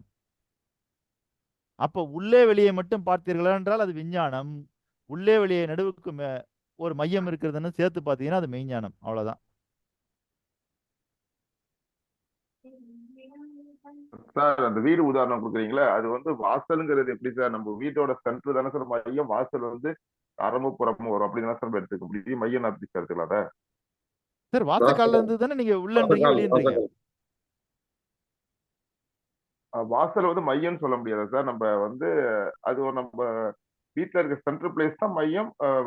வாசல் புறம் கொள்ளைப்புறங்கிறத நம்ம சார் வந்து இல்ல சார், நான் கேட்கறது இல்ல. நீங்க நல்லா புரிஞ்சுக்க வேண்டியது என்னன்னா, வீட்டுக்கு மையம் எதுன்னு கேட்கல, நீங்க உள்ளே வெளியேன்னு சொல்றீங்க இல்லையா? அப்ப உள்ளேவும் வெளியேவும் உருவாச்சுன்னா அதுக்கு நடுவில் ஏதோ ஒரு மையம் இருக்கணும் இல்லையா? ஆமா, வாசல் வாசல். தாண்டி உள்ள போனா உள்ள, வாசலை தாண்டி வெளியில வெளியில. இப்படி பாருங்க, நீங்க நடுஹால், மெயின் ஹால், கிச்சன் எல்லாம் பார்க்க ஏங்க வேண்டாம். கேள்வி வந்துன்னா வீட்டுக்கு எது மையப்பகுதின்னு கேள்வி இல்ல. ம், ம். நீங்க உள்ளே வெளியேன்னு சொல்றீங்களே அந்த கான்செப்டுக்கு எது மையம்னு கேக்குறேன். அதுக்கு வாசல் தான் மையம். புரிஞ்சிருச்சுங்களா? இப்போ ரைட். நீங்க சார் நீங்க ரைட்ல போங்க சார், நீங்க லெஃப்ட்ல போங்கன்னு சொல்றீங்க இல்லையா? அப்போ ரைட் லெஃப்ட்ன்றது எதை வச்சு நீங்க சொல்றீங்க? நீங்க நிக்கிற இடத்த வச்சு சொல்றீங்க. நிக்கிற இடத்துல தான் நம்ம லெஃப்ட் திரும்பணுமா, இல்ல ரைட் நிக்கிற திரும்பணும்? இடத்துல சரி நிக்கிற இடத்துலன்னா கூட அதுதான் சொல்றேன். ஒரு மையம் இருந்தா தானே நீங்க லெஃப்ட் பிரிக்க முடியும். அதை விட உங்களுக்கு எது ரைட்டு லெஃப்ட் உங்களை மையப்படுத்தி சொல்றது. அதுதான். நாராயணன் சார் ரைட்ல போங்கன்னா ஆனா நாராயணன் சார் உண்மையா ரைட் வந்து என்னன்னா நீங்க ஒரு மனுஷனை நாராயணன் சார் பார்க்கும்போது ஒரு மனுஷனை பார்க்கும்போது உண்மையா ஒரு மனுஷன் நீங்க பார்க்கும்போது உங்களுக்கு எப்படி தெரியும்னா உங்களுக்கு ரைட்டா இருக்கிறது அவருக்கு லெஃப்ட், உங்களுக்கு லெஃப்டா இருக்கிறது அவருக்கு ரைட்டு. பொதுவான விதி இது. இது பொதுவான விதி இது. அப்ப இந்த இடத்துல நீங்க ஒன்னு ரைட் லெஃப்ட்னு பிரிக்கணும்னா மையம் இல்லாம எப்படி ரைட் லெஃப்ட் பிரிப்பீங்கன்னு கேக்குறேன் நானு. அப்ப எதையோ மையப்படுத்தினா இது ரைட் இது லெஃப்ட்னு பிரிக்கிறீங்க. எதையோ மையப்படுத்தினா இது மேல இது கீழன்னு பிரிக்கிறீங்க. எதையோ மையப்படுத்தினா இது முன்னாடி இது பின்னாடின்னு சொல்ல வரீங்க. அப்போ நீங்க இந்த 2 கான்செப்ட் உருவாகுது இல்லையா? முன்னாடி பின்னாடி அப்படின்னு சொன்னீங்கன்னா அதுக்கு ஒரு மையம் இருக்கணும். மேலே கீழன்னு சொன்னீங்கன்னா அதுக்கு ஒரு மையம் இருக்கணும். அகம் புறம்னு சொன்னீங்கன்னா அதுக்கு ஒரு மையம் இருக்கணும். சரிங்களா? வலது இடதுன்னு சொன்னீங்கன்னா அதுக்கு ஒரு மையம் இருக்கணும். எங்கெல்லாம் நீங்க ரெட்டிப்பு கான்செப்ட் கொண்டு வரீங்களோ அங்கெல்லாம் ஒரு மையம் இருக்கணும்ன்றது தான் இங்க இருக்கக்கூடிய பேசிக் கான்செப்ட். சரி, இப்போ நீங்க சொல்றீங்க இரவு பகல்னு சொல்றீங்க. சரிங்களா? இரவு பகல் இது நமக்கு நல்லா எல்லாருக்குமே புரிஞ்ச ஒண்ணுதான். ஆனா இந்த இரவு பகல்ன்றது ஒரு மையம் இல்லாமல் உருவாக முடியுமா சொல்லுங்க?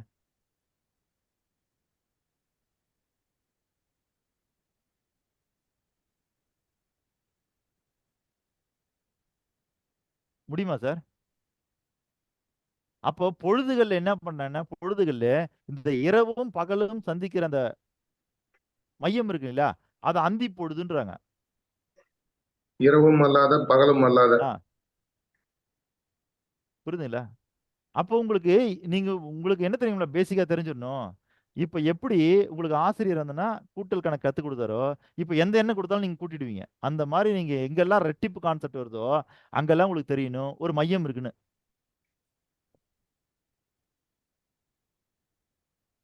புரியுதுங்களா? உங்களுக்கு உள்ளே வெளியே மட்டும் புரிந்தால் அது அறிவியல். உள்ளே வெளியே நடுவில் மையமும் சேர்ந்து புரிந்தால் அது ஆன்மீகம். அவ்வளவுதான். இதுதான் விஞ்ஞானத்துக்கும் மெய்ஞானத்துக்கும் உள்ள பெரிய விஷயம். சார் நீங்க ஒரு காட்சி பாக்குறீங்கல்ல சார், நீங்க ஒரு காட்சி பாக்குறதுக்கு 2 கண்ணை யூஸ் பண்றீங்களா? 2 கண்ணை யூஸ் பண்ணி நீங்க ஒரு காட்சியை பாக்குறீங்க அப்படிங்கிறது விஞ்ஞானம். ஆனா மெஞ்ஞானம் என்ன சொன்னா 3ஆவதா ஒரு கண்ணுக்குதுன்றது. எங்க போடுறாங்க அந்த 3ஆவது கண்ணு? 2 கண்ணுக்கு நடுவுல போடுறாங்க. ஏன் 2 கண்ணுக்கு நடுவுல போடுறாங்க? மண்டைக்கு பின்னாடி போடலாம்ல? இல்ல காது சைடுல போடலாம்ல? அங்கெல்லாம் போடல. ஏன் இந்த 2 கண்ணுக்கு நடுவுல போடுறாங்க? அப்படின்னா வேற மையம். ஒண்ணும் இல்ல. மையம்னு ஒண்ணு இருக்குதுன்னு தெரிஞ்சுக்கிறதுக்கு தான். அப்ப அந்த மையம்ங்கிறது இங்க சூட்சுமம். அது வெளிப்படையாக தெரியாது.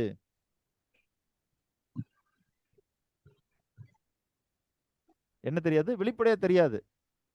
இந்த இடத்துல ஈஸ்வரனுக்கு 3ஆவது கண்ணு இருந்தா தெரியாது. அது ஒரு கான்செப்ட். அந்த கான்செப்ட புரிய வைக்கிறதுக்கு தான் இங்க 3ஆவது கண்ணா வச்சுட்டாங்க. அவ்வளவுதான். அப்ப அந்த 3ஆவது கண் எங்க வேணா இருந்திருக்கலாமே. கையில இருந்திருக்கலாம், கால்ல இருந்திருக்கலாம், முதுகுல இருந்திருக்கலாம். இல்ல இந்த தாடை கீழ இருந்திருக்கலாம். இல்ல இந்த சைடு கண்ணத்துல இருந்திருக்கலாம். ஆனா அங்கெல்லாம் போடலையே. அந்த கான்செப்ட் எங்க போடுறாங்க பாருங்க. இந்த 2 கண்களுக்கு மத்தியிலே போடுகிறார்கள். நெற்றிக் கண். நெற்றிக் கண் என்று. அப்ப இந்த கான்செப்டுக்கு என்ன பொருள்னு கேட்டீங்கன்னா வலது இடதுன்னு இருந்தா மையம் இல்லாம வலது இடது உருவாக்க முடியாது. சிவபாலன் சார் புரிஞ்சுச்சா? ஹாப்பி கண்ணன் சார் புரிஞ்சுச்சா? கலைச்செல்வன் சார் புரிஞ்சிருச்சா? மேஜர் நாராயண் சார் புரிஞ்சுதா? திலகம்மா புரிஞ்சுதா? அன்பு செல்வன் ஐயா புரிஞ்சுதா? லட்சுமிமா புரிஞ்சுதா? அப்போ நாம அறிவியலை கொண்டு பார்ப்பது இந்த உலகத்துல எல்லாம் இரட்டிப்பு தன்மை. அறிவியலை பொறுத்த வரைக்கும் அது என்ன சொல்லுன்னா இருக்கு இல்ல. இதோட அறிவியலோட வேலை முடிஞ்சிருச்சு. அதாவது விஞ்ஞானத்தினுடைய வேலை அதோட முடிஞ்சது. அதுக்கு அதனால இருக்குன்னு சொல்ல முடியும், இல்லைன்னு சொல்ல முடியும். ஆனா மெஞ்ஞானம் வரும்பொழுது தான் அங்க என்ன நடக்குதுன்னா, ஒரு மையம் தோன்றுகிறது. மையம் தோன்றல. அது இருக்கு. நீங்க மெஞ்ஞானத்துக்குள்ள வரும்போது அதை பார்க்க முடியும். பார்க்க முடியும்போது அங்க அப்போ இருக்குன்னு ஒரு கான்செப்ட் இருக்குன்னா, இல்லன்னு ஒரு கான்செப்ட் இருக்குன்னா, அதனுடைய மையம் என்னவா இருக்கலாம்?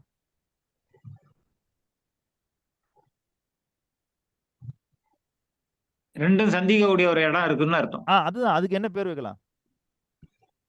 அதான் மையப்பகுதின்ட்டீங்க.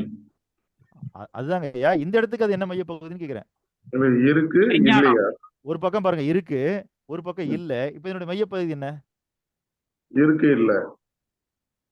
மைய அப்படி சொன்னா அப்படி பொருந்துதா? ரெண்டுத்துக்கு இடையில உள்ள டிஸ்டன்ஸ் சார். அதாங்க ஐயா. அதுக்கு என்ன பேர் வைக்கலாம்? ஒரு பக்கம் இருக்கு, அதான் மெய்ஞானம். அதான் ஒரு மெய்ஞானம் பக்கம் இல்ல. இப்ப நடுவுல அதுக்கு ஒரு பேர் வைக்கணும். என்ன வைக்கலாம்? அதான் மெய்ஞானம் சொன்னீங்களே சார். அது அந்த கான்செப்ட் மெய்ஞானங்க ஐயா. அந்த கான்செப்ட் மெய்ஞானம். இப்ப நான் சொல்றது இருக்குன்னு ஒரு பேர் வச்சிருக்கீங்க, இல்லன்னு ஒரு பேர் வச்சிருக்கீங்க. சூட்சுமம் நடுவுல இருக்கிற அந்த மையத்துக்கு ஒரு பேர் வைக்கணும். என்ன பேர் வைக்கலாம்? சூட்சுமம் இல்ல சூட்சம்ன்றது அது வந்து என்னன்னா பொதுவான பேர் அது. அதாவது சூட்சம்ன்றது அது புரிஞ்சுக்கிறதுக்கா மறைமுகமா இருக்கும்ன்றது. நான் சொல்றது இப்ப இந்த இடத்துல இருக்குன்னு இப்படி தெளிவா ஒரு பேர் வச்சிருக்கோமோ, இல்லன்னு ஒரு பேர் வச்சிருக்கோமோ, அந்த மாதிரி மையத்துக்கு ஒரு பேர் வைக்கணும். என்ன பேர் வைக்கலாம்?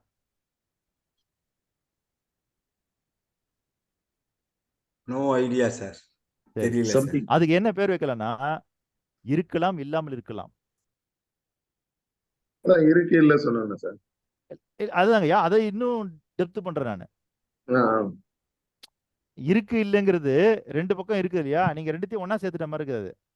Okay okay. இருக்கு இல்லை. இருக்கு இல்லைங்கிறத ஒண்ணா சேர்த்து சொல்ற மாதிரி இருக்கு. ஆனா இப்ப நான் சொன்ன மாதிரி சொல்லி பாருங்க. இருக்கலாம் இல்லாமலும் இருக்கலாம், இருக்கும். இல்லாமல் இருக்கலாம். இல்லாமலும் இருக்கலாம். புரிஞ்சுச்சா? அப்ப இது 2 சேர்ந்து வந்துருதாங்க. இருக்கலாம், இல்லாமல் இருக்கலாம். ஓகே.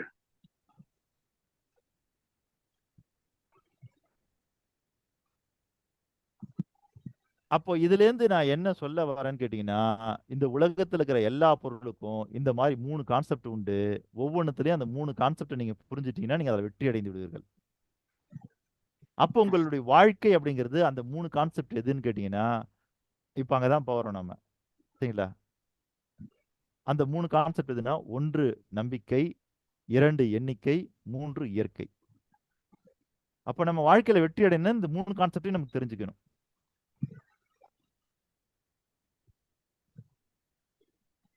இது எப்படி வேலை செய்யுது அப்படின்னு கேட்டீங்கன்னா, இடத்துக்கு இடம் மாறுபடுது. ஒரு இடத்துல நம்பிக்கை மையமா இருக்கும். இல்ல, ஒரு இடத்துல நம்பிக்கை மையமா இருக்கும். ஒரு புறம் எண்ணிக்கையும், ஒரு புறம் இயற்கையும் சேர்ந்து வேலை செய்யும். இன்னொரு இடத்துக்கு போகும்போது இயற்கை மையமா இருக்கும். ஒரு புறம் எண்ணிக்கையும், இன்னொரு பக்கம் நம்பிக்கையும் சேர்ந்து வேலை செய்யும். இன்னொரு இடத்துக்கு போனீங்கன்னா, அங்க எண்ணிக்கை மையமா இருக்கும்.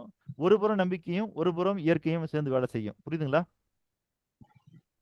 ஆனா மொத்தத்துல மையம்னு ஒண்ணு இருந்தா அதுக்கு 2 புறமும் சேர்ந்து வந்துரும் சார்.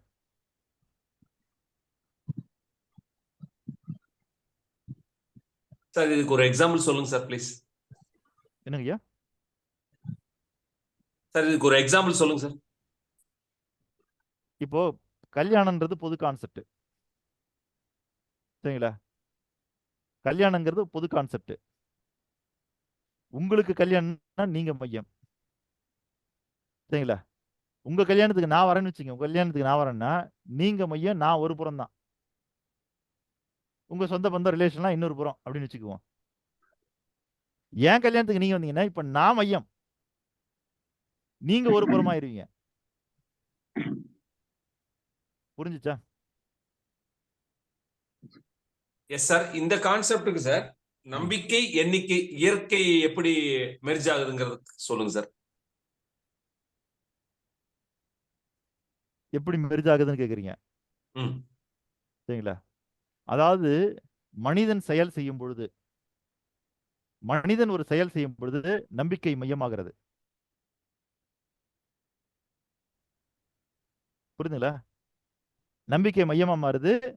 இயற்கையும் எண்ணிக்கையும் ஒரு புறமா மாறிடுது. மனிதன் செயல் செய்யும்போது மனிதனுடைய செயலுக்கு எது மையம் என்றால் நம்பிக்கை தான் மையம்.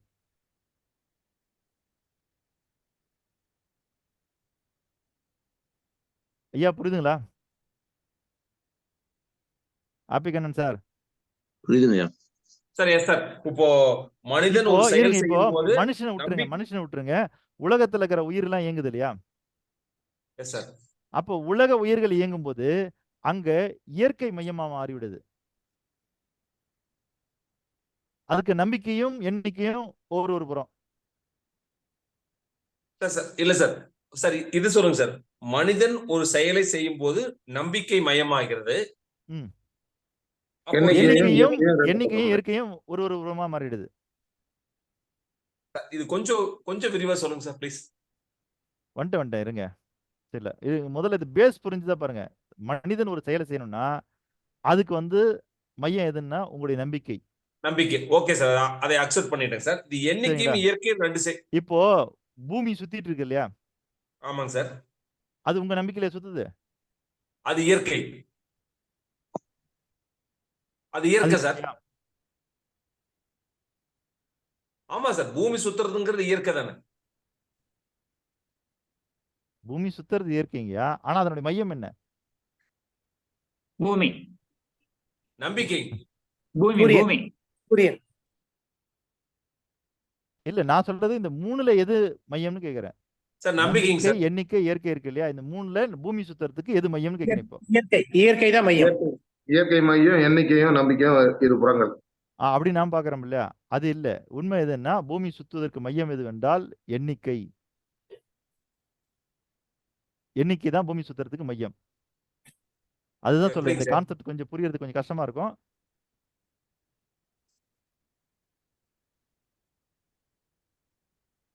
ஆனா அருமையா இருக்கு சார். எப்படிங்க சார்? சார் இது திருப்பி சொல்லுங்க சார். பூமிக்கு எப்படி எண்ணிக்கை மையம் ஆகுது? சொல்லிடுறேன். இப்போ பூமி சுத்துதுன்னா அதுக்கு என்ன காரணம் அப்படின்னு பாத்தீங்கன்னா அதுக்கான மையம் எதுன்னா எண்ணிக்கை. அதுக்கு ஒரு புறம் தான் நம்பிக்கையும் மறுபுறம் தான் இயற்கையும்.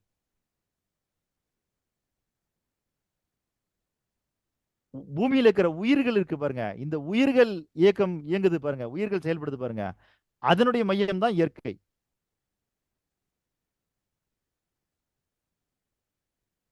அதனுடைய ஒரு புறம் நம்பிக்கை, இன்னொரு புறம் எண்ணிக்கை. மனிதன் இயங்கும் போது அவனோட மையம் நம்பிக்கையா மாறிடுது. இப்போ இது ஏன் நமக்கு புரியல அப்படின்னா இப்போ இங்கதான் நம்ம பார்க்க போறோம். எப்படி ஆக்க சக்தி, இயக்க சக்தி, ஈர்ப்பு சக்தி பார்த்தோமோ, அதற்கு ஆக்க விதி, இயக்க விதி, ஈர்ப்பு விதி பார்த்தோமோ, அப்போ ஆக்க விதியினுடைய வரையறை, இயக்க விதியினுடைய வரையறை, ஈர்ப்பு விதியினுடைய வரையறை பார்த்தோமோ, அந்த மாதிரி இப்போ ஒண்ணு பார்க்க போறோம். அதுக்கு பேர் தான் என்னன்னா நம்பிக்கை, எண்ணிக்கை, இயற்கை என்கிற இந்த 3 கைகளுடைய வரையறை என்னன்றதை இப்ப பார்க்க போறோம். சரிங்களா? சரி, இப்படி எடுத்துக்கலாமா சார்? இப்ப பிரபஞ்சத்துல பூமி ஒரு எண்ணிக்கை, ஒரு நம்பர். அதனால அது சுத்துறது நம்பிக்கையை பேஸ் பண்ணி. ஸோ மற்ற ரெண்டும் எண்ணிக்கையை பேஸ் பண்ணி சுத்துது. நம்பிக்கையும் இயற்கையும் அதனுடைய 2 புறங்களா மாறிடுது. பூமியில உள்ள உயிர்கள்லாம் சுத்தும் போது அது இயற்கை மையமாயிடுது. நம்பிக்கையும் எண்ணிக்கையும் 2 புறங்களாயிடுது. பூமியில வாழ்ற மனிதன் ஒரு செயலை செய்யும் போது நம்பிக்கை மையமாயிடுது. எண்ணிக்கையும் இயற்கையும் 2 புறங்களா ஆயிடுது. சரியா ஐயா? அவ்வளவுதாங்க ஐயா. சரிதான். இப்போ நீங்க எல்லாருமே இதுதான் பிக்கப் பண்றது. வரையறை எழுதிங்க. இதான் முதல்ல கை தூக்கின விஷயம் இப்பதான் தெரியுது. என்னங்க ஐயா? இல்ல அண்டர்ஸ்டாண்ட் கோரிலேட் பண்ணி பாக்குறேன். கரெக்டான வேற ஒண்ணும் இல்லை.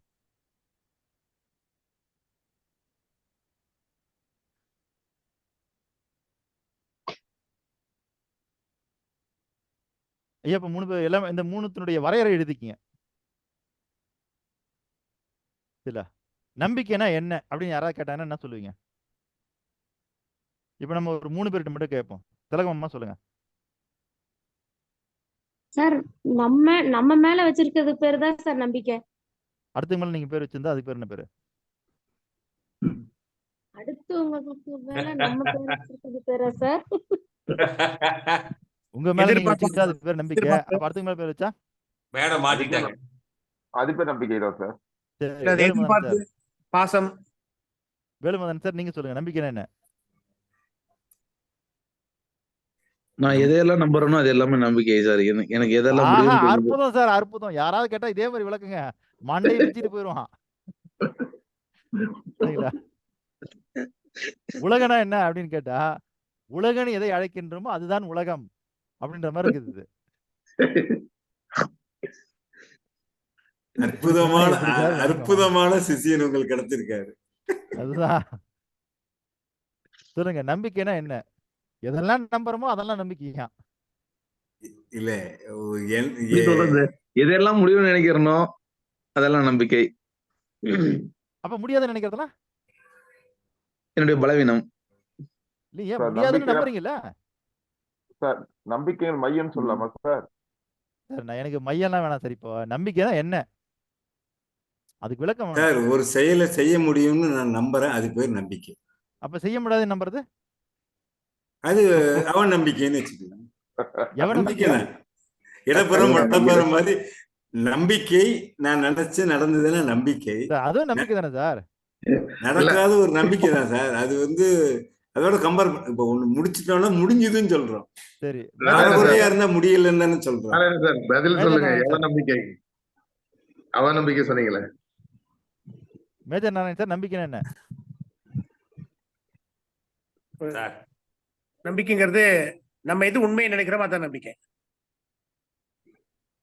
அப்ப நீங்க பொய்ன்னு நினைச்சீங்கன்னா அது நம்பிக்கை இல்லையா? அதுவும் உண்மைதான். இல்ல அதுவும் நம்பிக்கை தானே சார்? அப்ப உண்மை மட்டும்தான் நம்பிக்கைன்னா அப்ப பொய்ங்கிறது ஏன் சார் அப்ப இத்தனை நாள் இந்த நம்பிக்கைங்கிறது என்னன்னு தெரியாம வாழ்ந்துட்டு இருந்துக்கிறோமோ? அது ஒரு எண்ணம் தான். அது ஒரு எண்ணம். நம்பிக்கைன்னா என்னன்னு தெரியாம தான் இவ்வளவு பேர் வாழ்ந்துருக்கிறீங்க. அதான் உண்மை. இல்ல சார், இப்போ நீங்க சொன்னதை பார்த்தா, நீங்க கேட்ட கேள்வி பார்த்தா லைஃப் இத்தனை நாள் என்னடா வாழ்ந்தோம் அப்படிங்கிற மாதிரி இருக்குது சார் டப்புன்னு. இனிமேல் தான் நீங்க வாழவே போறீங்க. கரெக்ட். அதாவது நம்ம தவறான ஒரு கொள்கையை எடுத்துட்டு இதுதான் நம்பிக்கைன்னு வாழ்ந்திருக்கோம். உண்மையான நம்பிக்கை என்னன்னு தெரியல, இனிமேதான் தெரிய போகுது. Super sir. Thank God. சரி, இப்ப நம்பிக்கைன்னா யாரா கேட்டா இனிமேல் நீங்க சொல்ல வேண்டியது, உங்க மனசுல பதிச்சுக்க வேண்டியது. சார் நான் சொல்லட்டுமா? யார சொல்லணும்? நான் சொல்லட்டுமா? சரியான செக் சொல்லுங்க ஐயா. பண்ணி. எண்ண குவியல் தான் சார் நம்பிக்கை. ஒரு மனிதனின் எண்ண குவியலே அவனுடைய நம்பிக்கை. அது தப்பான ஒரு இது மேல குவிச்சாலும் ரைட்டான கான்செப்ட் மேல குவிச்சாலும் அந்த எண்ண குவியல் தான் நம்பிக்கை. அப்படி நீங்க ஒரு விளக்கம் தரீங்க, அவ்வளவுதான். இல்ல நான் நான் அப்படி நம்புறேன். அது கரெக்டான அவரு நம்புற நம்பிக்கை அப்படி சார். இல்லைங்க, அது கூட இல்ல. சரிங்க சார். Okay okay. என்ன காரணம்னா எண்ணங்களே நம்பிக்கையில தான் தோன்றுகிறது சார். எண்ணங்களே நம்பிக்கையில தான் சார் தோன்றுகிறது. எண்ணங்களே நம்பிக்கையில தான் தோன்றுது.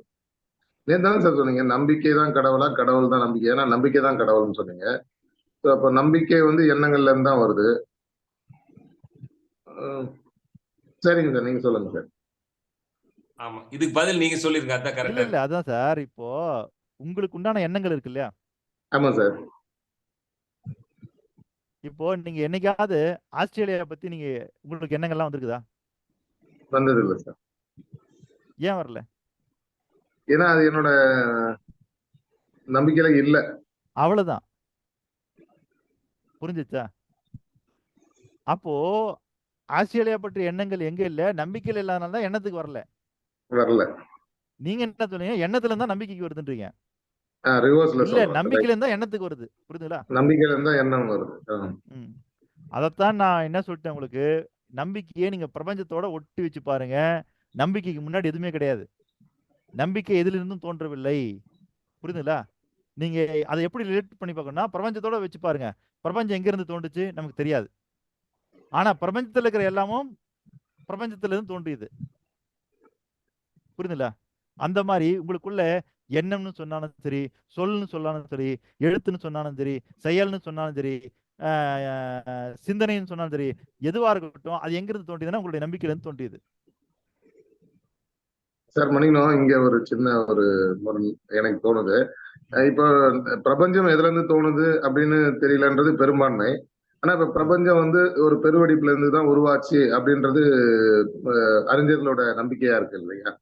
இல்லையா? பெருவெடிப்பு மூலியமா தோன்றது ஓகே. ஆனா அது எதுல இருந்து பெருவெடிப்பு எப்படி நிகழ்ந்ததுன்றது திரும்ப இன்னும் கிளாரிட்டி இல்லாம இருக்காங்க. சோ அந்த அப்படி இருக்கும்போது அந்த நம்பிக்கை வந்து அந்த வரலாம் விரிவடையது இல்ல. இல்லைங்க, நீங்க அதை பார்க்க வேண்டியது இந்த பெருவெடிப்புன்றது ஒரு நிகழ்வு. இல்ல, அந்த நிகழ்வுல இருந்து என்ன வந்தது? விரிஞ்சுக்கிட்டே இருக்குது. அது பேரு நம்ம பிரபஞ்சம்னு சொல்றோம். ம். ஆனா நான் கேட்கறது அந்த பிரபஞ்சம்ன்றது எங்கிருந்து வந்தது? எதுல இருந்து பிரபஞ்சம் உருவானது? ம். வெளியில இருந்து இல்ல இந்த இப்படி நிகழ்வுக்கு வச்சுக்கோங்க, முன்னாடி இப்படி என்ன வச்சுக்கோங்க. எங்க அந்த இருந்து வந்து பெருவெடிப்பு எதுல இருந்து நிகழ்ந்ததுன்னு கேக்குறேன். Correct super. புரியுதுங்களா? பெருவெடிப்பு எதுல இருந்து நிகழ்ந்தது? அது இதுவரையிலும் ஒன்றும் தெரியல. தெரியல. சரிங்களா? தெரியல. அப்ப நாம என்ன பண்ணணும்னா, எல்லா கான்செப்டையும் எங்க இருந்து ஆரம்பிக்கிறோம்னா, பெருவெடிப்புல இருந்து ஆரம்பிக்கிறோம். ம். அதுக்கு முன்னாடி என்ன வருதுன்னு நமக்கு தெரியல இது வரைக்கும். தெரியாது, தெரியல. அதே இதுவரையிலும் மாதிரி தெரியல. தான் நீங்க உங்க வாழ்க்கையில எல்லாத்தையும் எங்க இருந்து ஆரம்பிக்கணும்னா, நம்பிக்கையில இருந்து ஆரம்பிக்கணும். அதுக்கு முன்னாடி எதுவும் இல்ல. Okay sir. Clear sir. புரியுதுங்களா? ம். சார் நீங்க எந்த மாதிரியான நம்பிக்கை வச்சிருக்கீங்களோ, அந்த மாதிரி எண்ணங்கள் தான் சார் உங்ககிட்ட உருவாகுமே. ம். ம். நீங்க எந்த மாதிரி எண்ணங்கள் வச்சிருக்கீங்களோ, அந்த மாதிரி நம்பிக்கை உருவாகுன்றது அடுத்த ஸ்டேஜ் அது. ஓகே. தெரியல. நீங்க சொல்றதும் உண்மைதான். ஆனா அந்த உண்மை இங்க பொருந்துற இடம் இல்ல. அதுக்கான இடம் வரும்போது நான் உங்களுக்கு சொல்றேன். Okay sir. சரிங்களா? Clear sir. அது எப்படி அப்படின்னு கேட்டீங்கன்னா, இப்போ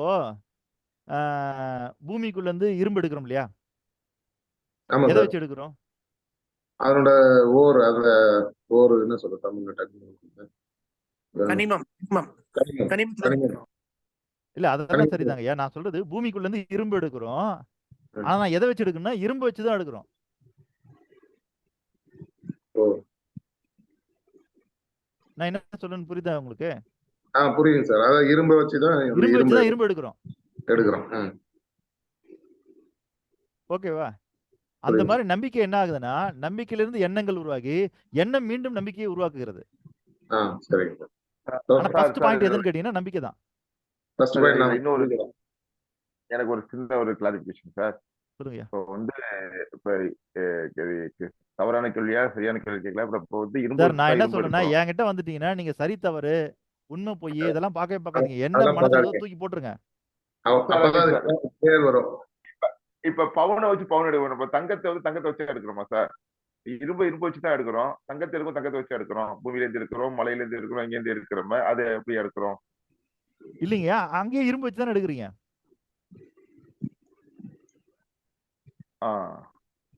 இங்க நான் என்ன கான்செப்ட் கொடுக்குறேன்றதை நீங்க பார்க்கணும். என்ன சொல்ல வரேன்னா, பூமிக்கு உள்ள இருக்கிறத வச்சுதான், பூமிக்கு உள்ள ஏற்கனவே இருந்தது பாருங்க, அதை வச்சுதான் திரும்ப பூமிக்குள்ள இருக்கிறத எடுக்கணும் வெளியே.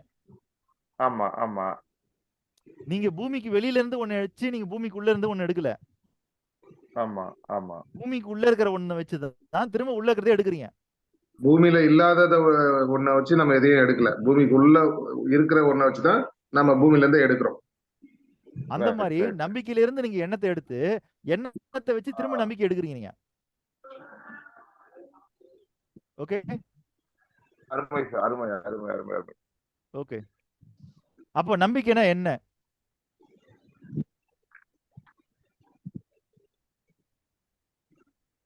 நம்பிக்கை தான் எல்லாமே சார்.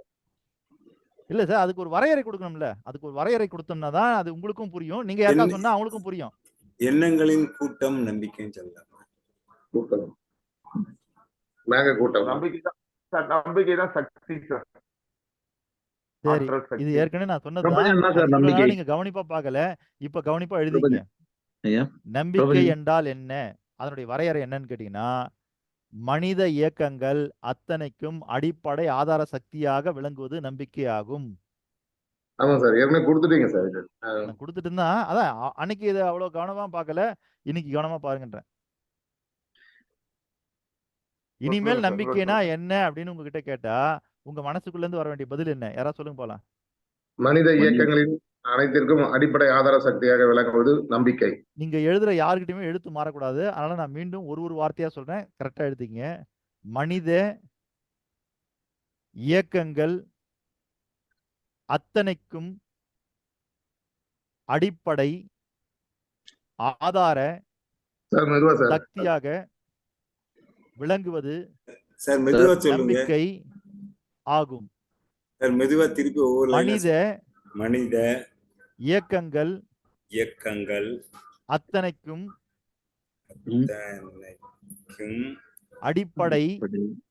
அடிப்படை ஆதார சக்தியாக விளங்குவது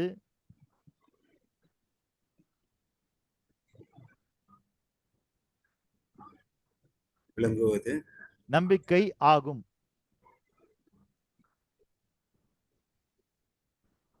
மனித இயக்கங்கள் அத்தனைக்கும் அடிப்படை ஆதார சக்தியாக விளங்குவது நம்பிக்கை ஆகும். எழுதியாச்சா? ஆதாருக்கு அடுத்த வார்த்தை என்ன சார்?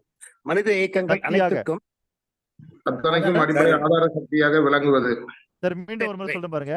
மனித மனித இயக்கங்கள் அத்தனைக்கும் அடிப்படை ஆதார சக்தியாக விளங்குவது நம்பிக்கை ஆகும்.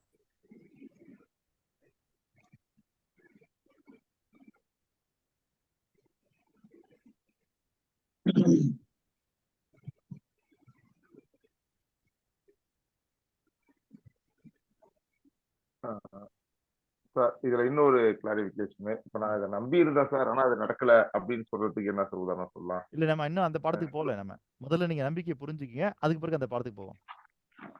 ரைட். நீங்க நம்பினது ஏன் நடக்குது நடக்கல அப்படின்றதான் பார்க்க தான் போறோம் நம்ம. மனித இயக்கங்கள் அத்தனைக்கும் அடிப்படையாக. அப்போ நம்பிக்கை என்றால் என்னன்னு கேட்டா, இனிமேல் நீங்க உங்களுக்குள்ள சொல்லிக்க வேண்டியதோ இல்ல யார் கேட்டாலும் சொல்ல வேண்டியதோ, மனித இயக்கங்கள் அத்தனைக்கும் அடிப்படை ஆதார சக்தியாக விளங்குவது நம்பிக்கை.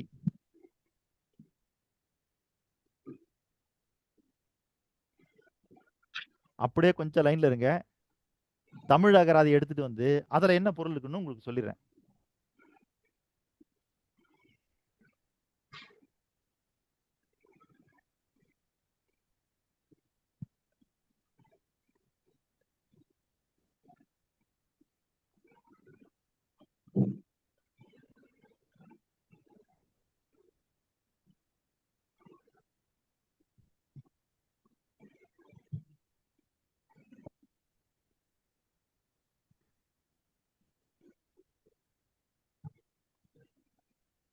கையில தெரியுதா எல்லாருக்கும்?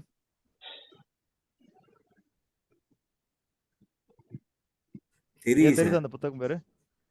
தமிழ் மொழியின் மொழி ஆத்தர் சார். நான் கதிர்வேர் பிள்ளை. நான் கதிர்வேர் பிள்ளை. கதிர்வேல் பிள்ளை. தெரிஞ்சா? தமிழ் மொழி அகராதின்னு இருக்குது இல்லையா? இதுல நம்பிக்கைக்கு என்ன போட்டிருக்காங்க பாத்துருவோம்.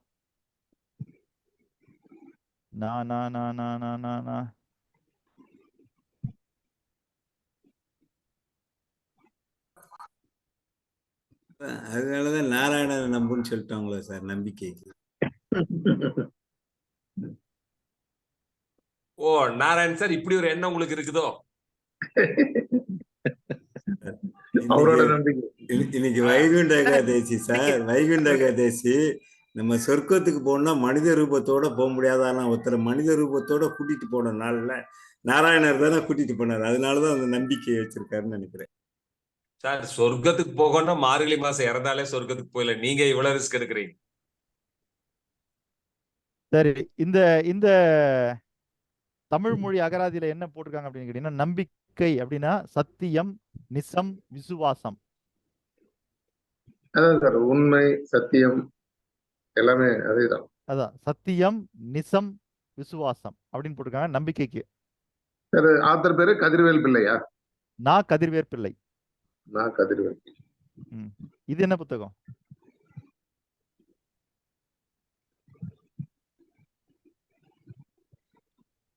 தெரியுதா?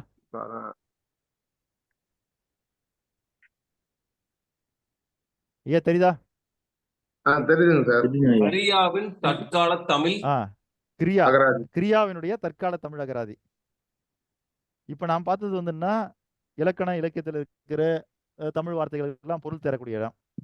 இப்ப இருக்கிறதுன்னா நம்ம தற்காலத்துல நம்ம பேசணும் இல்லையா தமிழ், அதுக்கு என்ன பொருள் அப்படின்றது இதுல என்ன போட்டிருக்கான்னு பாத்துருவோம். இப்படி எல்லாம் ஒரு புத்தகம் இருக்குன்னு இப்பதான் சார் தெரியுது எங்களுக்கு. அவர் அங்க இருக்கிறார், நம்ம இங்க இருக்கிறோம். இல்ல எண்ணங்களை எங்க குவிக்கிறீங்களோ அங்க அதெல்லாம் நடக்கும். உங்க பின்னாடி இருக்கிற புக் எல்லாம் நீங்க குவிச்ச எண்ணங்கள். அருணகிரி சார் எங்கேயோ போயிட்டீங்க சார். கண்ணன் சார், இந்த காமிக்கிற புக் எல்லாம் பின்னாடி வாங்கி வச்சிருங்க சார், சேர்த்துருங்க சார். வாங்கி வச்சா பத்தாது சார், வாங்கி வைக்கிறது முக்கியமே இல்ல, அந்த புத்தகத்தை படிக்கிறதா முக்கியம். புக் வாங்குறது எல்லாம் தற்கால புக் தமிழ் அகராதி. வாங்கி வைக்கிறாரு புக் எல்லாம். சார் சரி, இது வந்து கிரியா பப்ளிகேஷன்றதுனால கிரியாவின் தற்கால தமிழ் அகராதின்னு இருக்குது. இதுல என்ன போட்டிருக்காங்க? நம்பிக்கை அப்படின்னா நம்பிக்கை அப்படின்னா என்ன போட்டிருக்காங்கன்னு கேட்டீங்கன்னா, அதாவது 2 விளக்கம் தராங்க. ஒன்று, ஒருவரின் அல்லது ஒன்றின் மேல் அனுபவம் ஏற்படுத்தும் உறுதி, அதுக்கு பேர் நம்பிக்கைன்னு போட்டிருக்காங்க. ரெண்டாவது எஸ் சார் என்னன்னா எதிர்பார்ப்பு அப்படின்னு போட்டிருக்காங்க. ஓகேங்களா? 2 விளக்கம் தராங்க இவங்க. ஆனா இதெல்லாம் என்னன்னா நம்பிக்கை அப்படிங்கிற வார்த்தைக்கான ஒரு விளக்கம் மட்டும்தான். ஆனால் நாம பார்ப்பது என்ன, நம்பிக்கை என்பது ஒரு மகா சக்தி. சரிங்களா? அந்த மகா சக்தியினுடைய சக்தியை புரிந்து கொள்வதற்கான வடிவம் தான் நாம கொடுத்திருக்க விளக்கம். சரிங்களா? மின்சாரம் அப்படின்னு இதுல தேடி பார்த்தோம்னா மின்சாரம்னா என்ன இருக்கும்? அந்த வார்த்தைக்கான பொருள் தான் அதுல இருக்குமே தவிர அந்த சக்திக்கான பொருள் அதுல இருக்காது.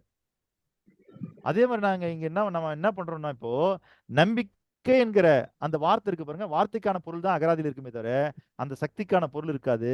அதைத்தான் இப்பொழுது நீங்கள் எழுதி வைத்திருக்கிறீர்கள். மனித இயக்கங்கள் அத்தனைக்கும் அடிப்படை ஆதார சக்தியாக விளங்குவது நம்பிக்கை ஆகும்.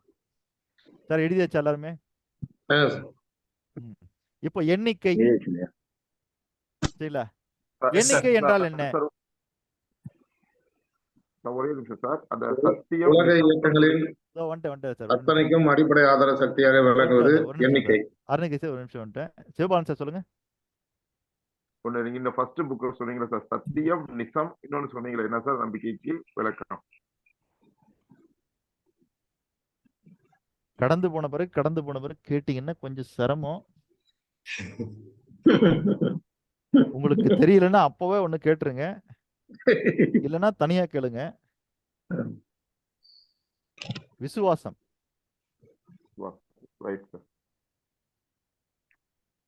சிவபாலன் சார் நோட்ஸ் எடுத்துட்டீங்க. சார் நோட்ஸ் எடுத்துட்டீங்க. சரி, ஓகே. நம்ம நேரம் நெருங்கிட்டே இருக்குது. இப்போ இது எழுதிட்டீங்களா? நம்பிக்கை அப்படின்னா என்ன அப்படின்னு எழுதிட்டீங்கல்ல? மனித அடுத்தது இயக்கங்கள் அத்தனைக்கும் அடிப்படை ஆதார எண்ணிக்கை அப்படின்னா என்ன, எண்ணிக்கை என்றால் என்ன அப்படின்ற கேள்விக்கு நீங்கள் எழுதி கொள்ள வேண்டிய பதில் என்னன்னா, நீங்க முதல்ல எழுதுனீங்கல்ல ஆன்சர், அந்த எஸ் சார். ஆன்சர்ல சரி, இப்போ நம்பிக்கை என்றால் என்னன்னு ஆன்சர் எழுதுனீங்கல்ல, ஆமாங்க சார். அதே மாதிரி எண்ணிக்கை என்றால் என்னன்னு கேள்வி எழுதிங்க. அதுக்கு ஆன்சர் என்னன்னா மனித அப்படின்னு போட்டிருந்தீங்கல்ல முதல் வரியில, அந்த இடத்துல உலக உயிர்கள், அந்த இடத்துல உலகன்னு மாத்திங்க. உயிர்கள்லாம் இல்ல, உலக அப்படின்னு மாத்திங்க. சரிங்களா?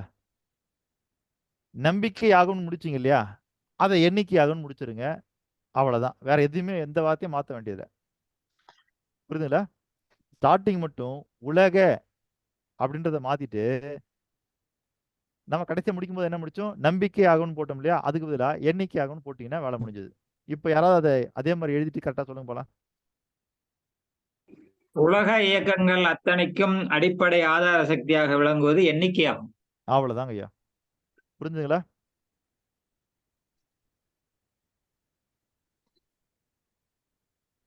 சார் புரிஞ்சிருச்சா? ஓகே. அடுத்தது இயற்கை. இயற்கை என்றால் என்ன கேள்வி எழுதிக்கங்க. அதுக்கான பதிலும் என்னன்னா, இப்போ எப்படி மனித அப்படிங்கறது உலகன்னு மாத்துனீங்களோ அதுக்கு பதிலா உயிர்னு மாத்திங்க. உயிர்னு மாத்திக்கிட்டு கடைசியா முடியும் போது எப்படி நம்பிக்கையாகும் எண்ணிக்கையாகும் மாத்துனீங்களோ அதே மாதிரி இப்போ இயற்கை ஆகும்னு மாத்திட்டீங்கன்னா வேலை முடிஞ்சது.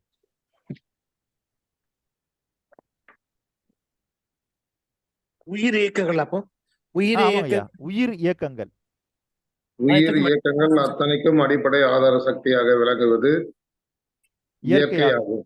அவ்வளவுதான். அப்போ இதுல வேற எதுவுமே மாறல பாருங்க, வேற எதுவுமே மாறல. சரிங்களா? நம்பிக்கைனா அதனுடைய மையம் யாருடைய மையம்?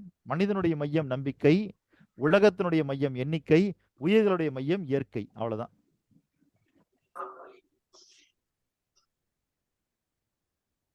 இப்போ இதுல இந்த இயற்கைக்கும் எண்ணிக்கைக்கும் உங்களுக்கு வித்தியாசம் புரியுதா?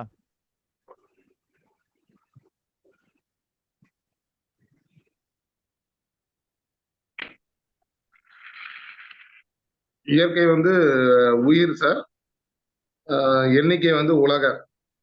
அதான் அதுக்கு உண்டான வித்தியாசம் என்னன்னு புரியுதா உங்களுக்கு? அதான் அது உலகம்னும் போது நம்பர்ல வந்தது எண்ணிக்கை. உலகம் மாதிரி பல அண்டங்கள் இருக்கிறதுக்கு வாய்ப்பு இருக்கு. அதனால அது எண்ணிக்கையில இல்ல இல்ல வருது. அப்படி இல்ல. இந்த இடத்த நீங்க நல்லா புரிஞ்சுக்கணும். எப்படி புரிஞ்சுக்கணும்னா, உயிர் அப்படின்னாலே அது இயற்கையானது. இல்ல உயிர் அப்படிங்கிறது இயற்கையானது. அதனாலதான் நாம என்ன பண்ணோம்னா, எல்லா உயிர்களும் எதுல இயங்குதுன்னா இயற்கை தன்மையில இயங்குது. ஓகேங்களா? ஆனா நீங்க உலகம்னு எடுத்துக்கிட்டீங்கன்னா அங்க 2 பொருள் இருக்குது. ஒண்ணு உயிருள்ள பொருள், இன்னொன்னு உயிரற்ற பொருள்.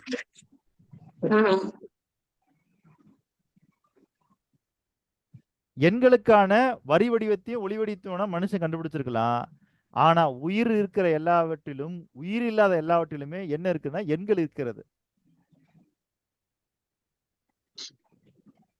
சரிங்களா? அதுதான். அப்ப உலகம்னும் போது உயிரும் உயிரற்றதும் சேர்ந்ததுதான் உலகம்.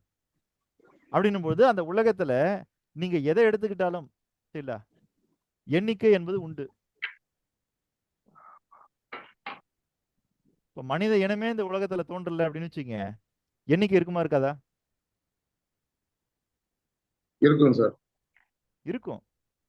உயிர்களே தோன்றவே இல்லை, எண்ணிக்கை இருக்குமா இருக்காதா? இருக்கும். இருக்கும். இருக்கும் இல்லையா? அப்பயும் இருக்கும் இல்லையா?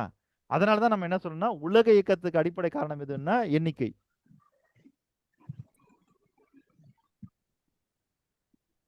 ஏன்னா இயக்கம் என்கிற வார்த்தையே எண்ணிக்கையினுடைய தொடர்பில் இருந்தான் பிறக்கிறது. அப்ப எண்ணிக்கையினுடைய தொடர்பு இல்லாம நீங்க இயக்கம்ன்ற வார்த்தையே பயன்படுத்த முடியாது. நீங்க எதை இயக்கமா பாக்குறீங்களோ அதுக்குள்ள எண்கள் உண்டு. ஓகேங்களா சார்? கிளியர்? சார் இன்னொரு விஷயம் சார், இப்ப நீங்க வந்து ஃபர்ஸ்ட் வந்து நம்பிக்கைக்கு வந்து ஒரு விளக்கம் வந்து உங்களுடைய அகராதியில் எடுத்து கொடுத்தீங்களா? ஆமா. அந்த மாதிரி எண்ணங்களுக்கு வந்து என்ன அகராதியில போட்டு தெரிஞ்சுக்கலாமா சார்?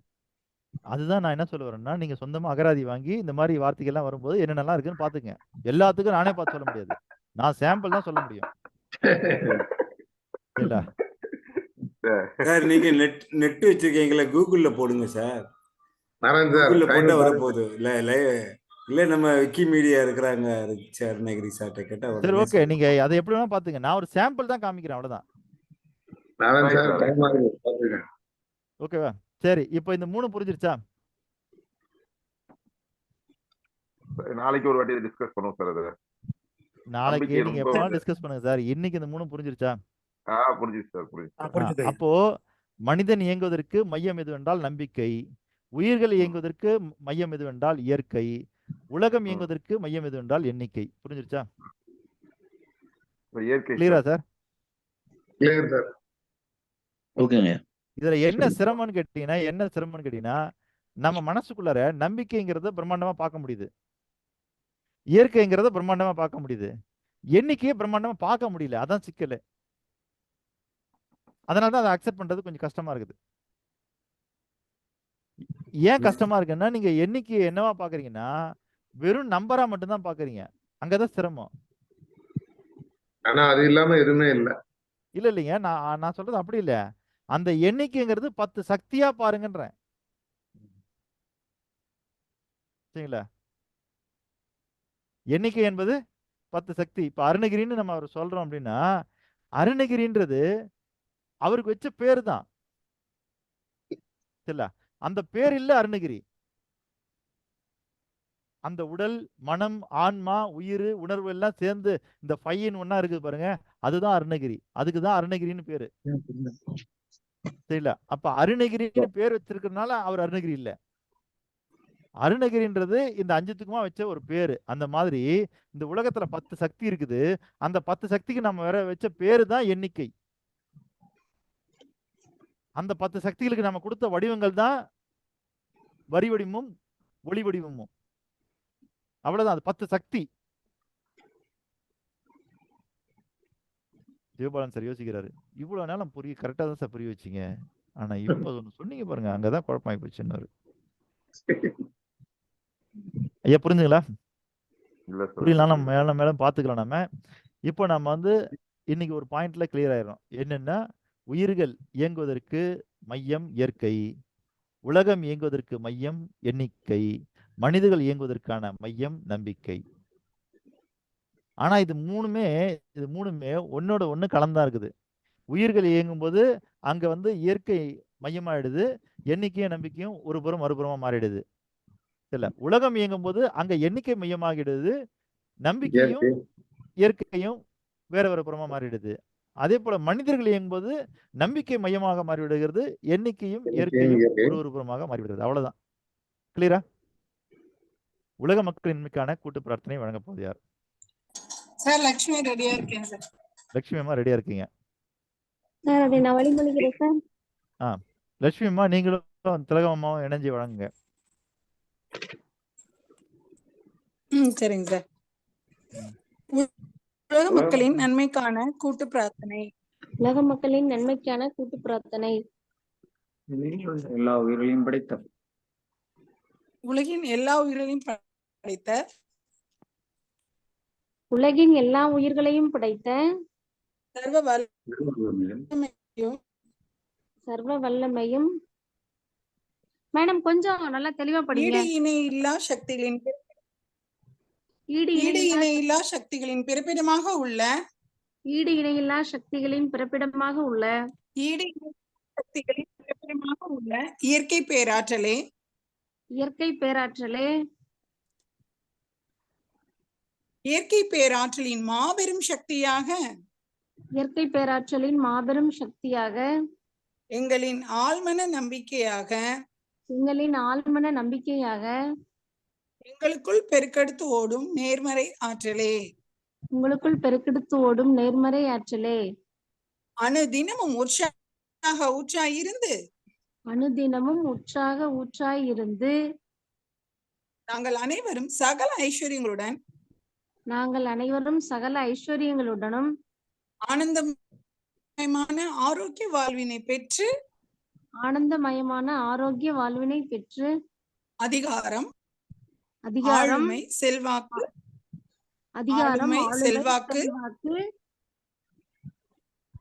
வல்லமை கொண்ட மனிதர்களாக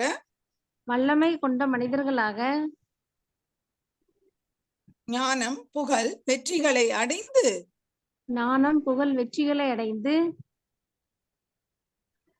நாங்களும் எங்கள் குடும்பமும் பரிபூர்ண திருப்தியுடன்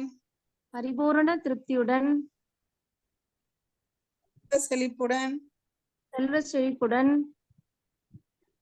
மிகவும் நிம்மதியான வாழ்வினை வாழ்ந்து வருகிறோம். எங்களுக்கு நிம்மதியான வாழ்வினை அளித்த இயற்கை பேராற்றலின் பெரும் கருணைக்கு எங்களின் மனமார்ந்த நன்றி. எங்களின் உணர்வுபூர்வமான நன்றி.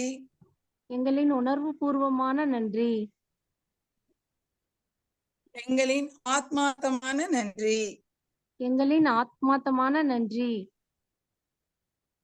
நன்றி அனைவருக்கும் நன்றி. சரி, இன்றைய பயிற்சி குறித்து யாரேனும் ஒருவரோ இருவரோ கருத்து கூறி நிறைவு செய்யலாம்.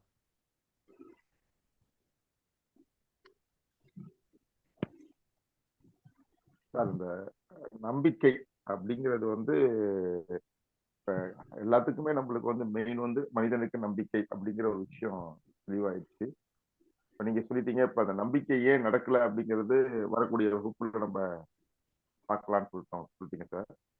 அந்த நம்பிக்கை எப்படி நம்ம வைக்கிறதுங்கிறத கொஞ்சம் ஒரு விளக்கமாவோ ஆழமாவோ சொன்னா இன்னும் நல்லா இருக்குங்கிறது என்னோட. இன்னைக்கு நான் நம்பிக்கை 3 நாள் பாடம் தானே முடிஞ்சிருக்குது, இன்னும் 7 நாள் பாடமும் நம்பிக்கை தான். Right sir, right sir. ஓகேங்களா? அதனால மேக்ஸிமம் உங்களுக்கு தெரிஞ்சிடும். நன்றிங்க. வேற யாராவது வேற கேள்விகள் கருத்துகள்? சார் கேள்வி இல்ல, கருத்து. இப்ப இன்றைய உலகத்தோட நம்பிக்கை வந்து பிக் பேங்க்ல வரை விரிவடைந்திருக்கு. இப்போ நாளைக்கு பிக் பேங்க்கு முன்னாடி உள்ள ஒரு கான்செப்ட் ஏதாவது கண்டுபிடிச்சாங்கன்னா அந்த நம்பிக்கை விரிவடையும் அப்படின்னு எடுத்துக்கலாமா? ஆமாங்க ஐயா, கண்டிப்பா. நன்றி. நன்றி சார். நன்றி நன்றி. சார் இந்த வேற மேஜர் நாராயணன் சார், உங்களுடைய கருத்து? சார் இந்த நம்பிக்கையை வந்து நம்ம அதிகப்படுத்த நமக்கு நல்ல பலம் கிடைக்குமா, அதை மட்டும் கேட்குறேன். இப்போ நம்பிக்கைன்னு சொல்றீங்கல்ல, இதுதான் நம்பிக்கைன்னு சொல்றீங்க, இதை வந்து நம்ம பலப்படுத்திக்கணுமா நம்ம லைஃப்ல? அதுதானே சார் நம்ம தாரக மந்திரமே. தாரக மந்திரமே என்ன? நம்பிக்கையை பலப்படுத்துங்கள். அதுதான் இது பலப்படுத்தினா இதுவே எனக்கு முடியுமா முடியாதான்னு ஒரு கன்ஃபியூஸ் இருக்கு. அதுக்கு பதில் வேணும். இல்ல, இப்பதான் நம்ம நம்பிக்கைனா எதுன்னு அடையாளம் காட்ட ஆரம்பிச்சிருக்கிறோம். நீங்க எதை பலப்படுத்துன்னு நான் சொல்றேன். சரி சார். அப்புறம் ஓகே சார். ஏன்னா அந்த அந்த நம்பிக்கை நீங்க கொடுங்க. எனக்கு நம்பிக்கையை பலப்படுத்துங்கன்னு சொல்றீங்க பாத்தீங்களா, அதுக்கு ஒரு நம்பிக்கை வேணும். சார், அதுக்கு நான் சொல்றதை மட்டும் செஞ்சீங்கன்னா 10 வருஷத்துல 100 கோடி சார். 10 என்னது? வருஷத்துல நான் சொல்றதை நீங்க செஞ்சீங்கன்னா 10 வருஷத்துல 100 கோடி கேரண்டியா. போதுமா இல்ல இன்னும் வேணுமா? எனக்கு 10 வருஷத்துல வேண்டாம், ஒரு சார் வருஷத்துல கண்டிஷன் அப்ளை கிடையாது சார். என்ன சார்? கண்டிஷன் அப்ளை கிடையாதுங்களா? கண்டிஷன் தான் வந்துருச்சு. நான் சொல்வதை செய்வதாக இருந்தால் 10 வருடத்தில் 100 கோடி. நன்றி சார். கண்டிஷன் தான் முதல்ல அப்ளை ஆயிடுது. அப்ளை ஆயிடுச்சு. நாகேஷ் கேட்கிற மாதிரி எடுத்திருக்கிற நேரடியா 10 வருஷத்துல 100 கோடின்னு சொல்லலையே. நான் சொல்வதை செய்வதாக இருந்தால். அது கரெக்ட் சார். நான் எவ்வளவு செய்யறேனோ அதுக்கேற்றப்பல குறைய தந்தா தருவீங்களான்னு கேட்கிறேன். சார் ஒரு நிமிஷம் சார், அப்படியே ஒரு வருஷத்துல என்ன கிடைக்கும் சொன்னா நல்லா இருக்கும் சார். 10 வருஷம் சொல்லிட்டு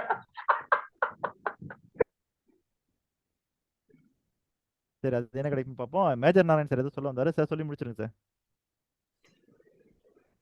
இல்ல புரிஞ்சுதே சொன்னேன், வேற ஒண்ணும் இல்ல. ஓகே சார், உங்களுடைய கருத்தை நாங்க எதிர்பார்க்கிறோம். மேஜரா இருந்திருக்கீங்க இல்லையா, அதுல இங்க ஒரு மேஜர் பார்ட் எங்களுக்கு தேவைப்படுது. சார் இது சம்பந்தமான ஏதாவது கருத்து சொல்லுங்க சார். மேஜர் சார், உங்களோட கருத்து சொல்லுங்க. மேடம் சொல்லலாம், லட்சுமி மேடம், இன்னொரு மேடமும் சொல்லலாம். உங்களுக்கு என்ன இந்த கிளாஸ்?